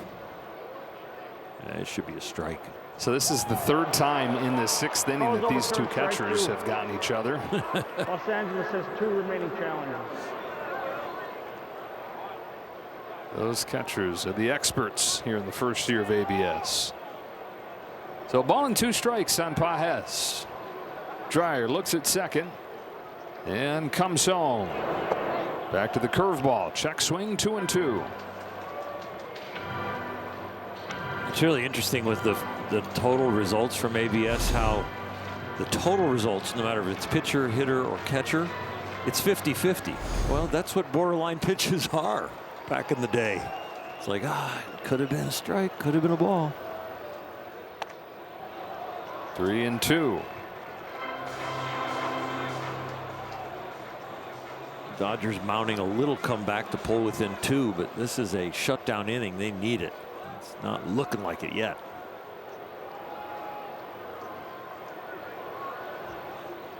Three-2 pitch right down the middle for strike 3. Hess looking for something else. Had to be right there with a juicy fastball that breezes by for the first out of the 6th. Thinking like a catcher, but not with a bat in your hand. Paralysis by analysis, perhaps. Yep. And Victor Scott climbs in 0 for 2 with a pair of Ks, and now 2 for his last 35. I think he was remembering those back-to-back curveballs at the beginning of the at-bat. Pop up into left field for Tasker Hernandez. That's just as good as a strikeout, and just like that, 2 gone here in the 6th. Wow. Happened fast. This inning looked like it was getting away from him, and all of a sudden you throw a fastball that was the same type of fastball that Wynn got, that he ripped up the middle for the base hit that started this inning. And you get it taken for a strike 3, and then you get a first pitch pop up. Gordo Henriquez starts to warm in the Dodger bullpen. You have the right-handed batting Ivan Herrera coming up, but the lefty in Weatherholt right here for Jack Dreyer. 2 on, 2 out in a 2-run game.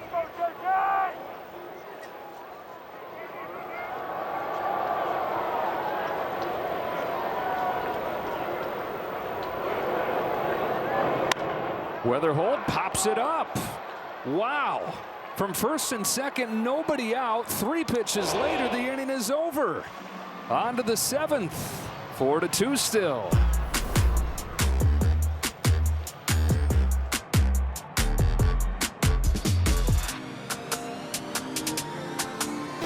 Back-to-back world champion Dodger baseball on SportsNet LA is brought to you by Jack in the Box. Jack's new Smash Jack Sliders Munchie Meal with a chance to win the $75,000 prize for Jack's 75th anniversary. Bottom of the Dodge order against George Soriano, down 4-2 here in the 7th.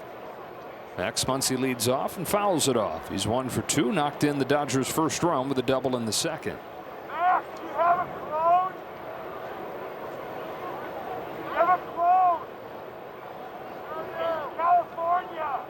Rojas Espinal will follow. Although we'll see here as the left-handed starter with the lineup put together. There's the righty in Soriano now. Kim and rushing. Left-hand hitters available on the bench. Ball and a strike on Muncy. Soriano used to going multiple innings. About a third of his, about a quarter of his appearances last year were more than an inning. His final season in Miami. Here's his 1-1 pitch. Ball 2 on Muncy. And actually, they were over 2 innings. And so considered a long man. Tonight, trying to build a bridge for the Cardinals.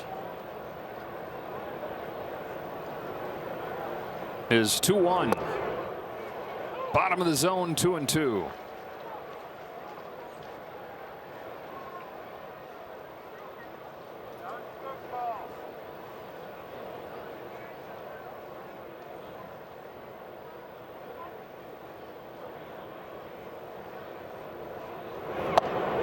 He's worked it full.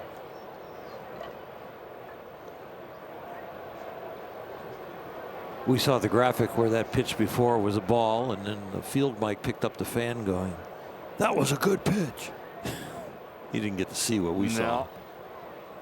Muncy leads off the 7th and takes the walk to get the tying run to the plate. Dodgers trying to take advantage of the weak spot of this Cardinals team, this bullpen. Those 3 pitches and 3 outs for Jack Dreyer to get out of that first and second no-out inning felt like a turning point in this game.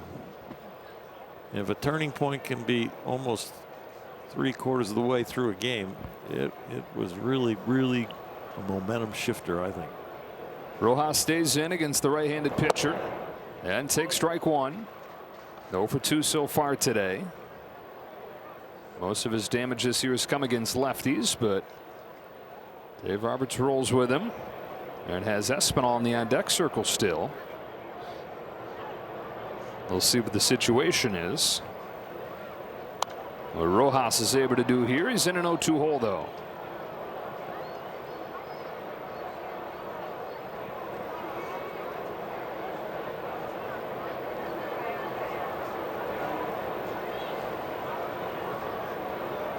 And that is Kim hiding behind Shohei. It's a good big guy to hide behind if you're trying to.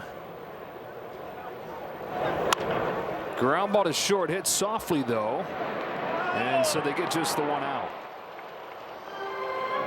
And here comes Kim.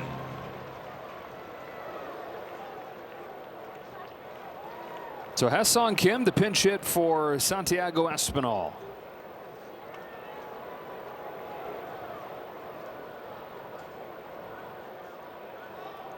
Dave Roberts didn't want to show his hand in case they wanted to get somebody up in the pen quickly with a visit from a pitching coach.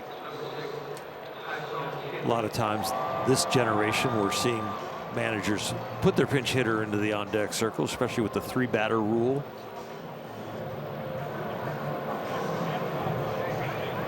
Not as much cat and mouse going on.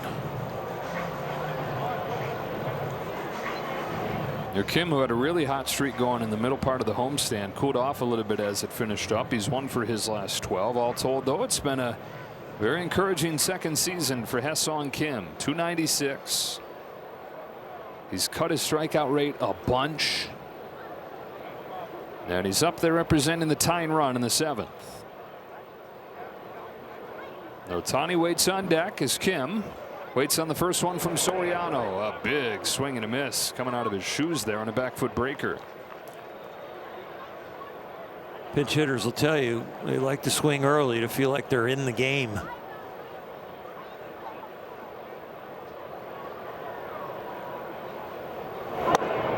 Off his hand, and Rojas stays put.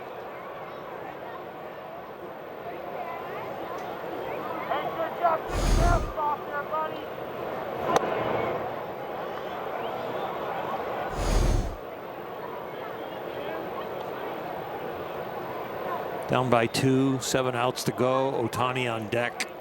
Was a good conservative secondary lead, and good that he didn't go for it.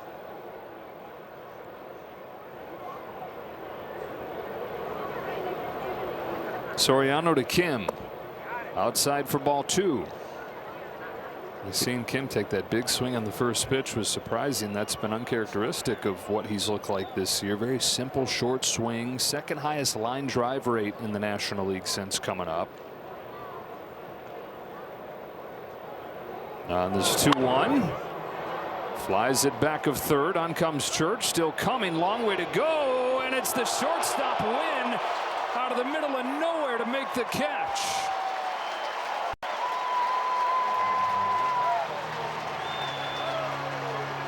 Shortstop stays on his feet. Left fielder slides. The collision is avoided, and the catch is made. Watch this. This is big league artistry. Well done. Position behind second to start that play. Ends up way over there. And so Muncy started this inning with a walk. Still just a runner at first and 2 out. And it's Ohtani. Strike 1.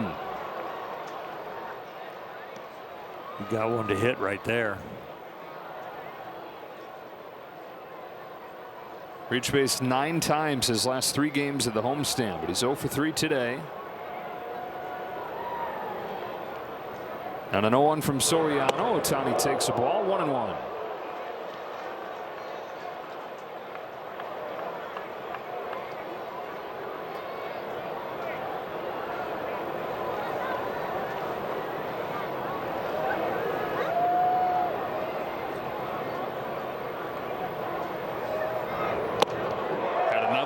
There.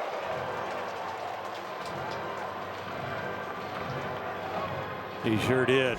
I mean, this ball is juicy.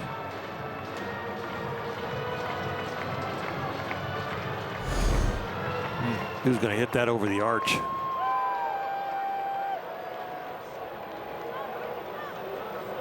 Soriano's 1-2. Taken for ball 2. And if you're splitting it up and trying to find where Ohtani's drop-off has come, statistically, that's the greatest one. Breaking pitches in the strike zone.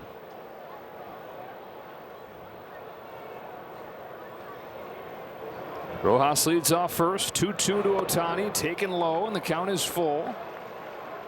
Freddie Freeman on deck. Jack Dreyer got the 3 outs on 3 pitches after first and second no out. That was a momentum shift. There could be a huge one right here in the batter's box.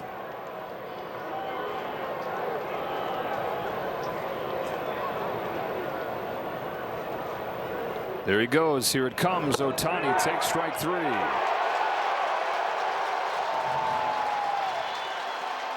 Dodgers get the leadoff man on, but do not score. Mason Wynn shows off the Gold Glove.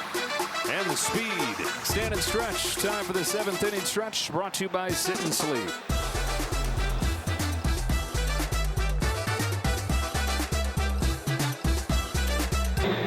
Welcome back to St. Louis. Kim stays in the game and plays second base. After pinch hitting for Espinal, and Edgardo Enriquez, who's warm in last inning, checks into the game. 4-2 St. Louis, bottom of the 7th, 2, 3, and 4 coming up for the Cardinals. He has dominated right-handed hitters at an 0.56 level, and especially with that fastball. Both his fastballs average over 100 miles an hour. Enriquez gave up 4 runs over his first 3 innings this year. He's given up just 1 his last 7 games.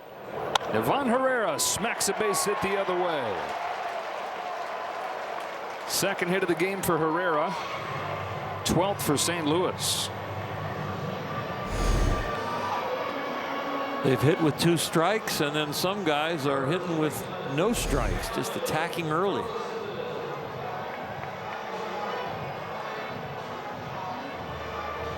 Leadoff man aboard. Burleson coming up, 1 for 3 with his 5th home run this year.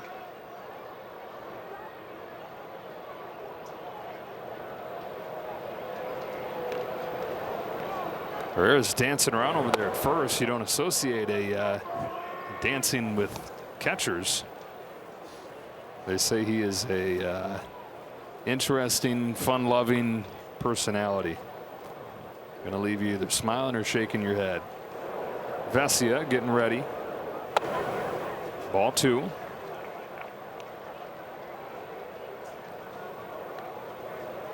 Do not rush your delivery when you've got a catcher dancing over there. Just whatever it takes to get the ball going downhill.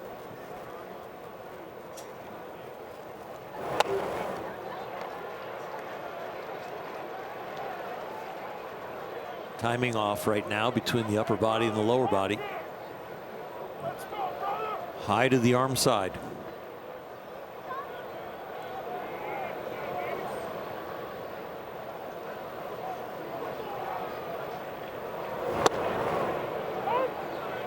Three and 1.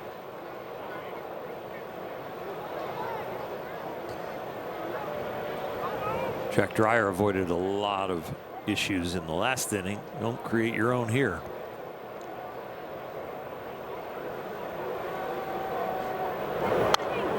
He's back in the count, 3 and 2.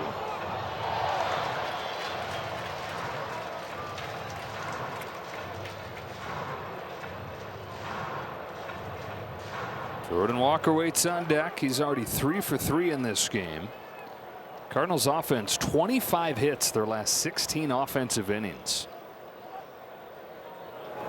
Burleson takes a walk, and the first two have reached in the 7th.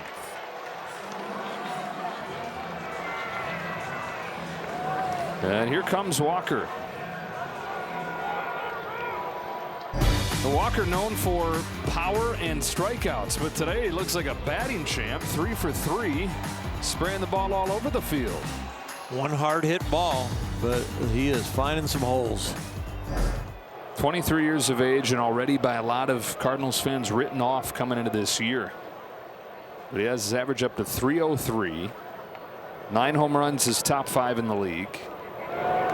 He was a first-round pick. He was one of the top prospects in baseball. Got here as a 20-year-old and hit 19 home runs as a 20-year-old. Next 2 years, though, 11 home runs total.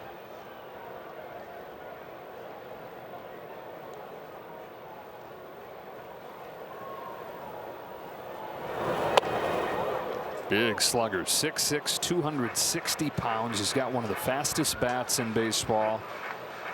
A lot of strikeouts, though, a lot of ground outs. He still had those strikeouts, but he's getting the ball in the air more than ever.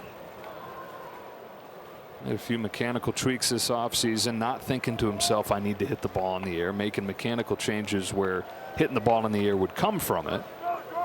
And then he says, turning his brain off, going out and playing. Down 0-2. Enriquez throws. Walker has his 4th hit down the left field line into the corner. It's another line drive from Walker. It'll score a pair. It's a triple. And it's 6-2 St. Louis. Single, single, double, triple for Jordan Walker. Well, you said he doesn't want to overthink it anymore, just clearing his head, and that's what this is. This is see-ball, hit ball. The swing breaks down because of the break and the off-speedness of that slider, but he was just playing baseball, and I got a bat, you're throwing a ball, I'm going to try and hit it.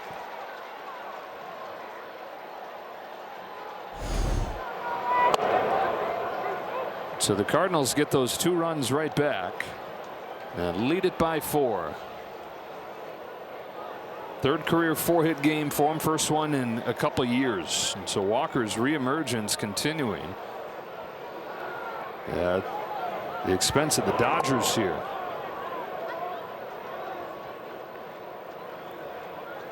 Ball and a strike on Gorman.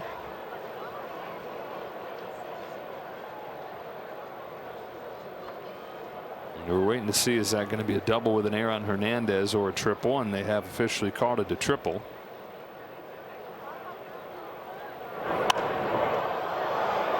Sprays his fly ball to the left field line. Hernandez over to steady under it, make the catch. Walker will not go for good reason.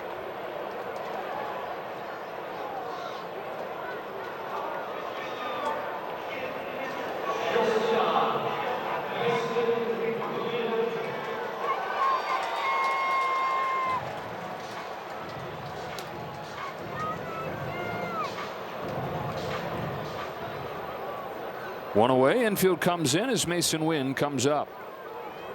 Wynn's 2 for 3.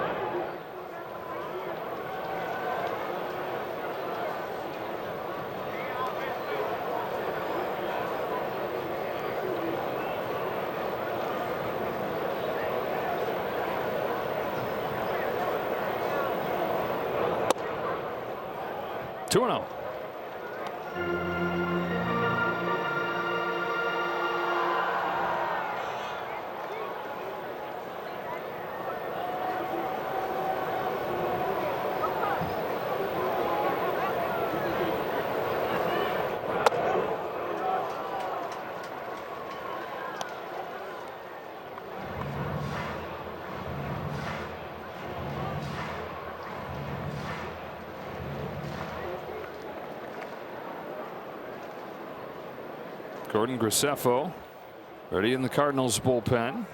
Oh my goodness.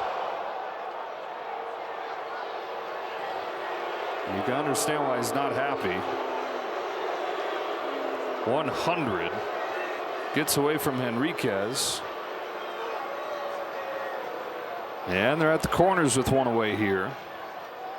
It's definitely not on purpose. It's just he's been missing arm side high throughout this outing, and that's where this is. It's one thing with a left-hand hitter to do that. It's another thing. It gets dangerous when it's a righty up there.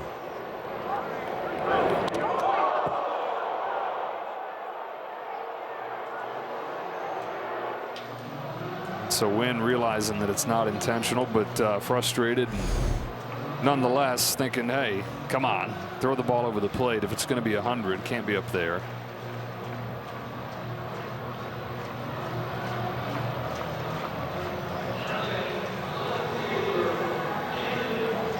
So Walker's at third, Wynn's at first. Nathan Church is coming up.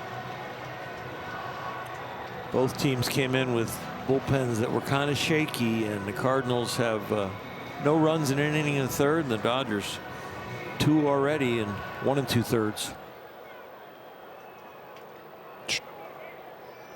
Church the hitter, and with the Cardinals growing the lead here and threatening to grow it more, Alex Vesia has taken a seat. This is Enriquez's inning to try and get out of. It's strike 1 on Church.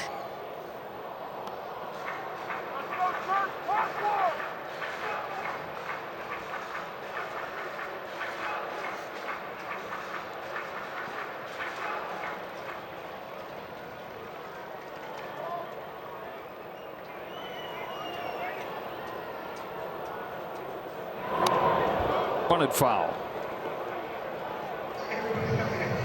Not sure I'd want to be squaring around right now. At least you're in the left-hand batter's box. Yeah.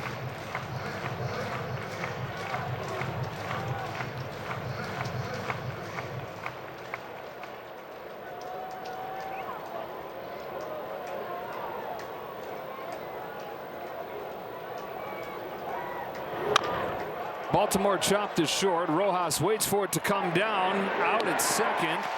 Just barely. Run comes in. 7-2. The slide begins at second base before the ball arrives, but I don't think the foot got there in time. Miguel, good baseball clock. Just barely got him out by a few inches. And an RBI for Church on that fielder's choice. And 3 runs for the Cardinals here in the 7th. Now Pages. 37 runs the last 5 games for St. Louis. And they're 6 outs away from making it a 5-game winning streak.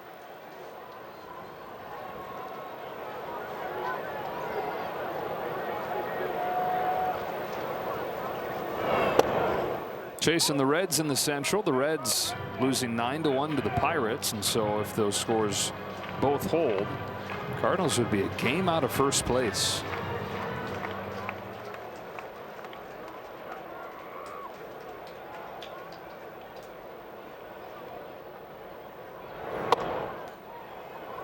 Tries the layoff and does. 1 ball, 1 strike.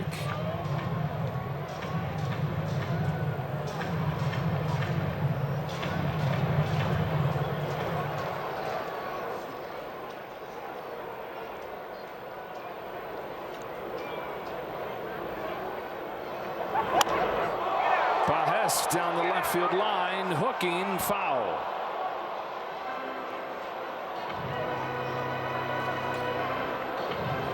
Kind of like the swing that Walker had on a breaking ball down. Just has pulled it foul, had it a little more elevated when it left the bat.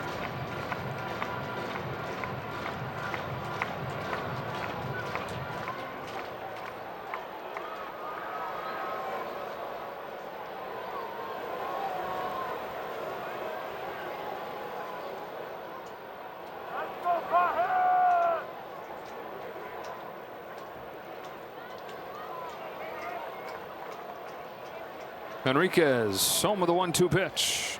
Pages pops it up into center field for Pages. Pages to Pages and to the 8th.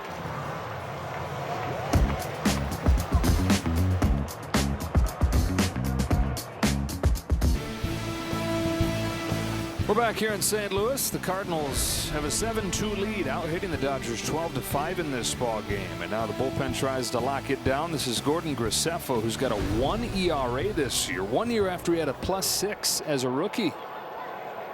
And yeah, he's a righty, but lefties 1 for 25 against Graceffo. And it's that fastball right there that he's used against lefties, just coming right after him. Ball one on Freddie Freeman. 2, 3, and 4 for the Dodgers here in the 8th.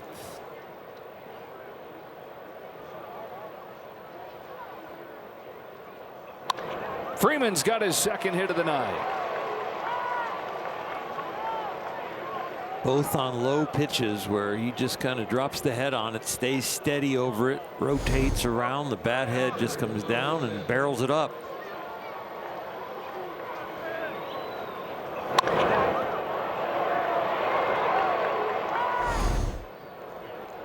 Let them all get a little bit of the bug.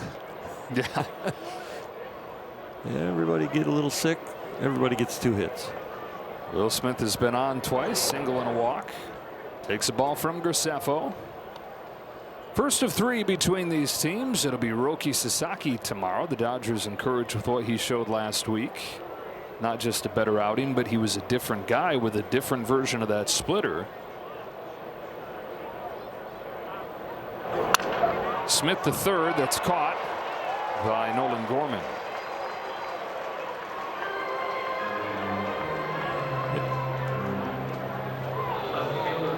Yeah, the original splitter that he uses, almost like a knuckleball, the way that it just kind of floats up there. Forkball, I've heard you call it before. This was more of a real hard splitter. Yeah, I think his original grip that he has been pitching with mostly up until the last outing is a fork ball, where the sides of your fingers are what is bracing the ball in your hand. Now he has brought those fingers closer together, middle finger and index finger, and it's now more of a split finger fastball.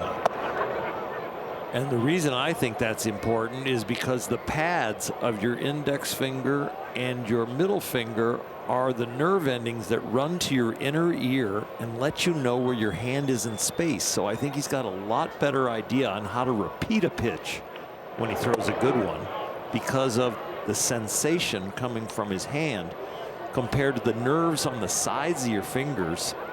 They don't run to your inner ear. They don't tell you where your hand is in space. It's just jabbed in there. And that's why they call it a fork ball, but it is really hard to command. Hernandez pops up the 2-0 to right center field for Jordan Walker. Science is amazing. How did they figure that out? Well, they dissect bodies and see where the nerves run. It's like the balls of your feet. The balls of your feet are very important to your balance and knowing where your body is in space and how to keep your balance. When you lose your balance, how to get it back. You lose your balance, and if you're on your heels, you're going to fall over. The nerves in your heels don't run to your inner ear and tell you where you are in space. It really is that simple? They just cut the bodies open and look at the nerves? I would think they would follow them, yeah. Tucker with 2 away. You know, just continue with Pajes and Pajes, and you'll be fine. Stick to my expertise. Yeah. Making stupid jokes about similar names. Kyle Hurt. Oh, boy. I got nothing. With the nerves. Yeah.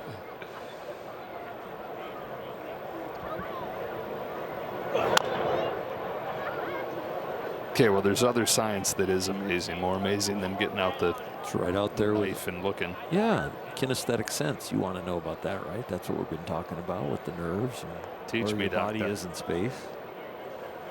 Well, I tried to command the baseball without knowing about the nerves, but when I learned about them, I'm like, hey, I got an idea of how I need to grip the baseball a little better.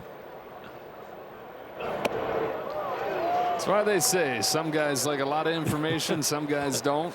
Yeah. I'll take all you got. Yeah. Give me your nerve endings and that knife. Some people dissect the game and other guys just play it. Well, some people dissect more than the game. Just misses. Challenge coming here from Pajes. Catcher's challenge. ABS powered by T-Mobile. Catchers are about 60% accurate. This is a ball. Ah, he says. Confirmed. St. Louis has one Well, top remaining of the challenge. 8th inning and had both challenges still with which to work.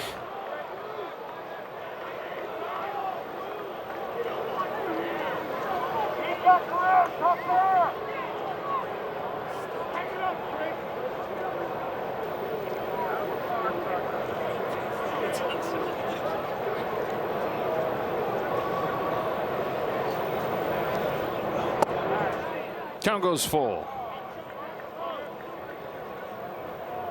No hits for Tucker tonight, but he does have a run batted in and a sac fly his last time. Pages waits on deck in a 7-2 game, top of the 8th.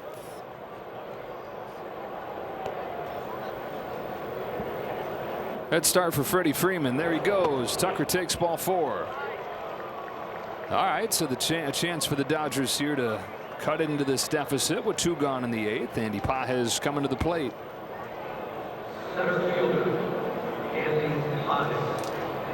Pages 1 for 3, single with a run scored in the 2nd.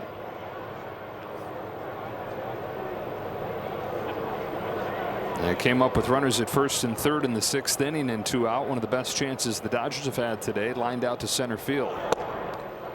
He's had it a little backwards tonight. We've seen him chase a fastball that was way outside, and here takes one right down the middle. He really came out of his game in his last at bat. He should have been taking a walk.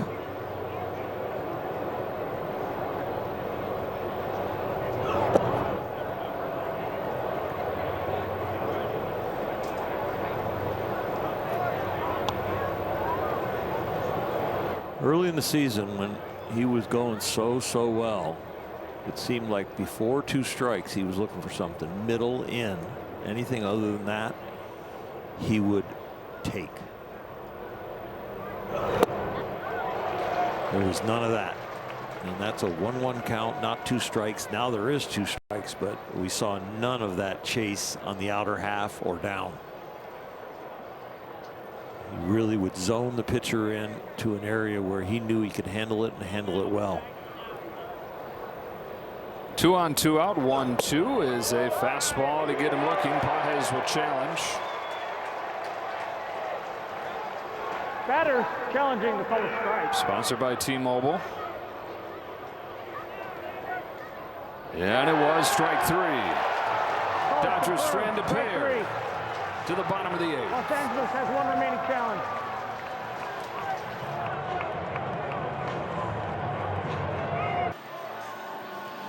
We got the post-game show coming up when this one wraps up. As always, Access SportsNet Dodgers presented by Mercury Insurance. It's 7-2 St. Louis, though, to the bottom of the 8th inning. Kyle Hurd is on the pitch. He has been very good and very consistent. Yet to give up a hit against a left-hander, which he faces right here in Victor Scott. He's downstairs with the changeup. That changeup is really good. We saw Emmett Sheehan throw some good ones tonight. I think Kyle's might be a little better, a little more consistent. Scott flips one into left field. Teoscar Hernandez is there. 1 gone in the 8th. 6 games for Hurt, just 1 run allowed. Changeup's been good. Fastball, though, has been the one that he's attacked with. More than 70% of his pitches have been fastballs in a day and age when the league average is down around 40%. Back to the top, Weatherholt.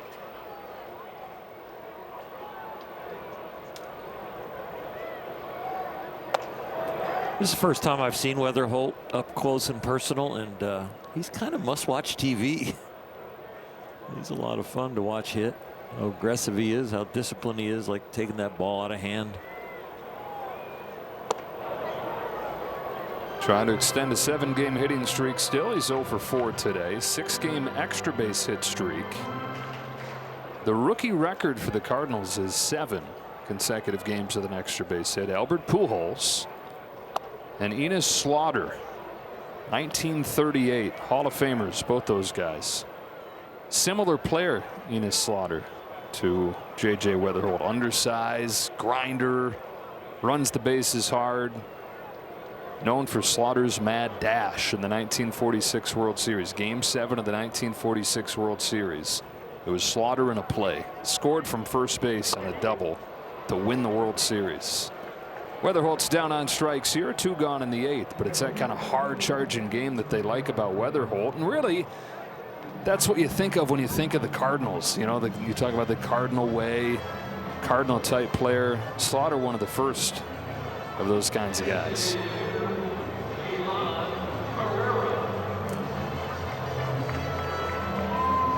Two up and 2 down for Hurt in this 8th inning, and Ivan Herrera stands in.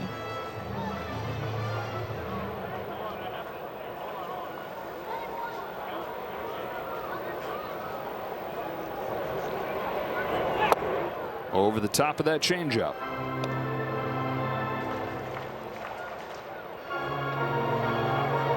Herrera's extended his on-base streak to 18 games with a 2-for-4 night. 2 more runs scored gives him 9 the last 4 games. 0-2. That's Fonson getting ready for the 9th inning.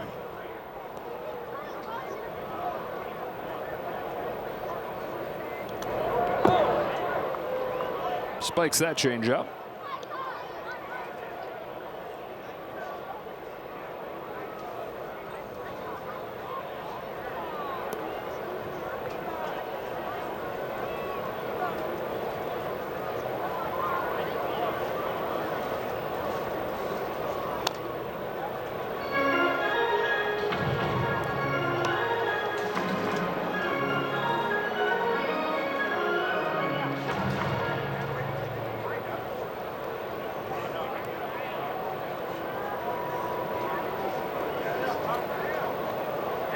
Another 1-2 from Hurt.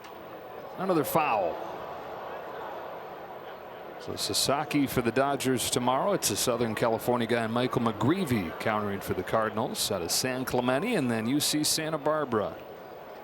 McGreevy's off to a good start this year. ERA's below 3 through his first 6 starts. That's a 1-2-3 8th inning for Kyle Hurt. Continues to make his case for an increased role in that bullpen. To the 9th inning we go in St. Louis. I know there's at least a couple of you who still score games at home. For your sake, know that Jordan Walker's ball back in the 7th inning has been changed to a double and an error. Still a 4-hit game for Walker. Yeah, big night for this Cardinals offense. They lead 7-2. Matt Swanson comes on to pitch, trying to find any soft landing they can for him. He has a rookie who was 4-0 with a 1.94, but he's got a 10.26 this year. It's 19 runs in 16 innings. A strike on Muncy. The Dodgers just 2 runs on 6 hits. This would be the 8th time in their last 11 games that they failed to score more than 3.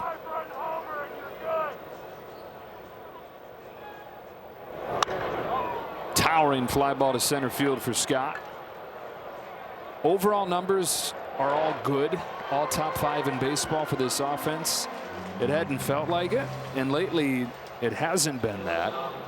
How should we be feeling about this offense? I think it's a lull.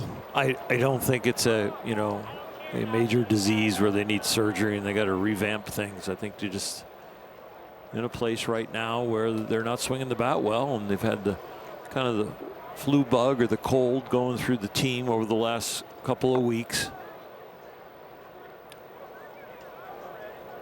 If you go back to last September 2nd through 6th, they lost 5 straight. They still went on to win the World Series. So there's going to be portions of the season that don't turn out the way you want them to, and sometimes they last for a good week. And it all gets forgotten when it ends the way that it did last year, because remember last year for a lot of the second half the offense was not good. Challenge coming here from Miguel Rojas, powered by T-Mobile. And it was a ball.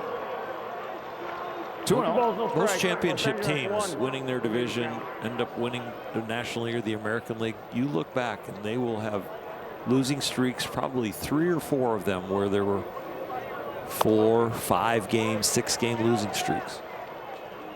It just over the course of 162 games, it's hard to avoid them, no matter how good you are. The historically good teams still lose 50 or 60 times. Exactly. The Dodgers last year lost 70 times. Rojas fights it off down the line, stumbling backhand play by Burleson, and he feeds Swanson for the second out of the 9th inning. Wasn't the most graceful play, but it was an impressive one. We talk about baseball clocks, and usually it's guys that going away from first base and they're backhanding the ball and they know to get rid of it. Well, he knew he needed velocity on the throw. Even though he's stumbling and fumbling and he finally gets to it, he knows I got to hurry. And he hurried with the arm speed and this blazer at him, and a good job by Swanson to catch it. Kim with 2 gone in the 9th takes a ball. Tomorrow's game is on Fox. 4:15 Los Angeles time, 6:15 here in St. Louis. Sasaki and McGreevy back with you on SportsNet LA on Sunday. Dustin May will start for the St. Louis Cardinals. And Justin Robleski, who's got a sub-1 ERA since moving into the rotation, goes for the Dodgers. Ball 2 on Kim. Sunday's game 11:15 in LA.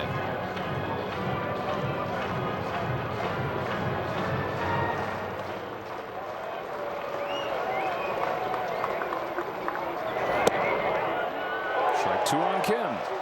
You could say, oh, you just tossed this at bat away, but it's a big at bat for Kim because he's not an everyday player, and it's a big at bat to get Ohtani up there. Maybe get a good feeling before he goes to bed tonight. Kim could get on and just get Shohei a shot at fixing something.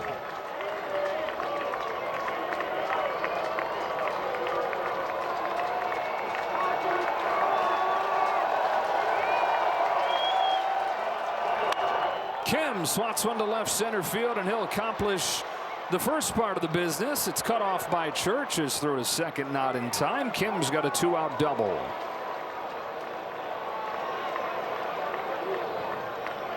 All right, so let's see. Shohei does get one more opportunity here at 0 for 4.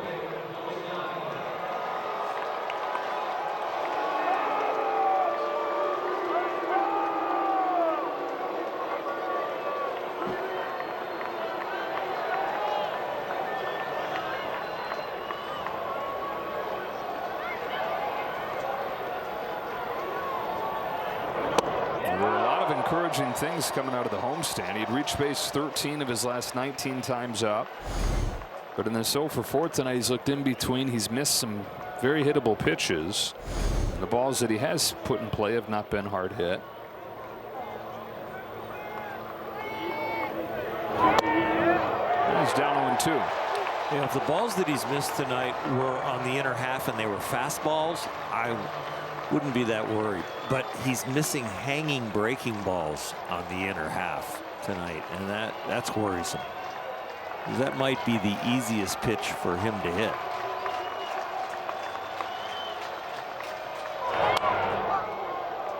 Emergency hack right there.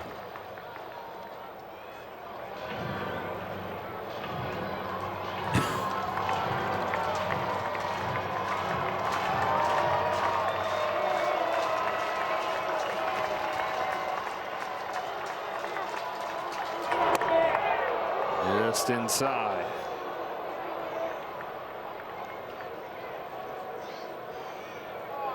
And we continue to poke holes in a guy that gets held to a higher standard and who also leads the National League in ERA. 870 OPS at the plate. And a high fly ball to right center field. Didn't miss it by much. But it'll end this one. The Cardinals get a 5th consecutive win. The Dodgers a 3rd consecutive loss. It's a tough one to swallow after an off day. You think you're going on the road to get it going. Well, they're going to have to start their engine tomorrow. 7-2 the final score for Earl Hershiser, Kirsten Watson, the rest of our crew. Joe Davis saying so long from St. Louis. We'll be back with you on SportsNet LA Sunday morning. I'll be with you on Fox tomorrow. For now, stay tuned for Access Sportsnet Dodgers.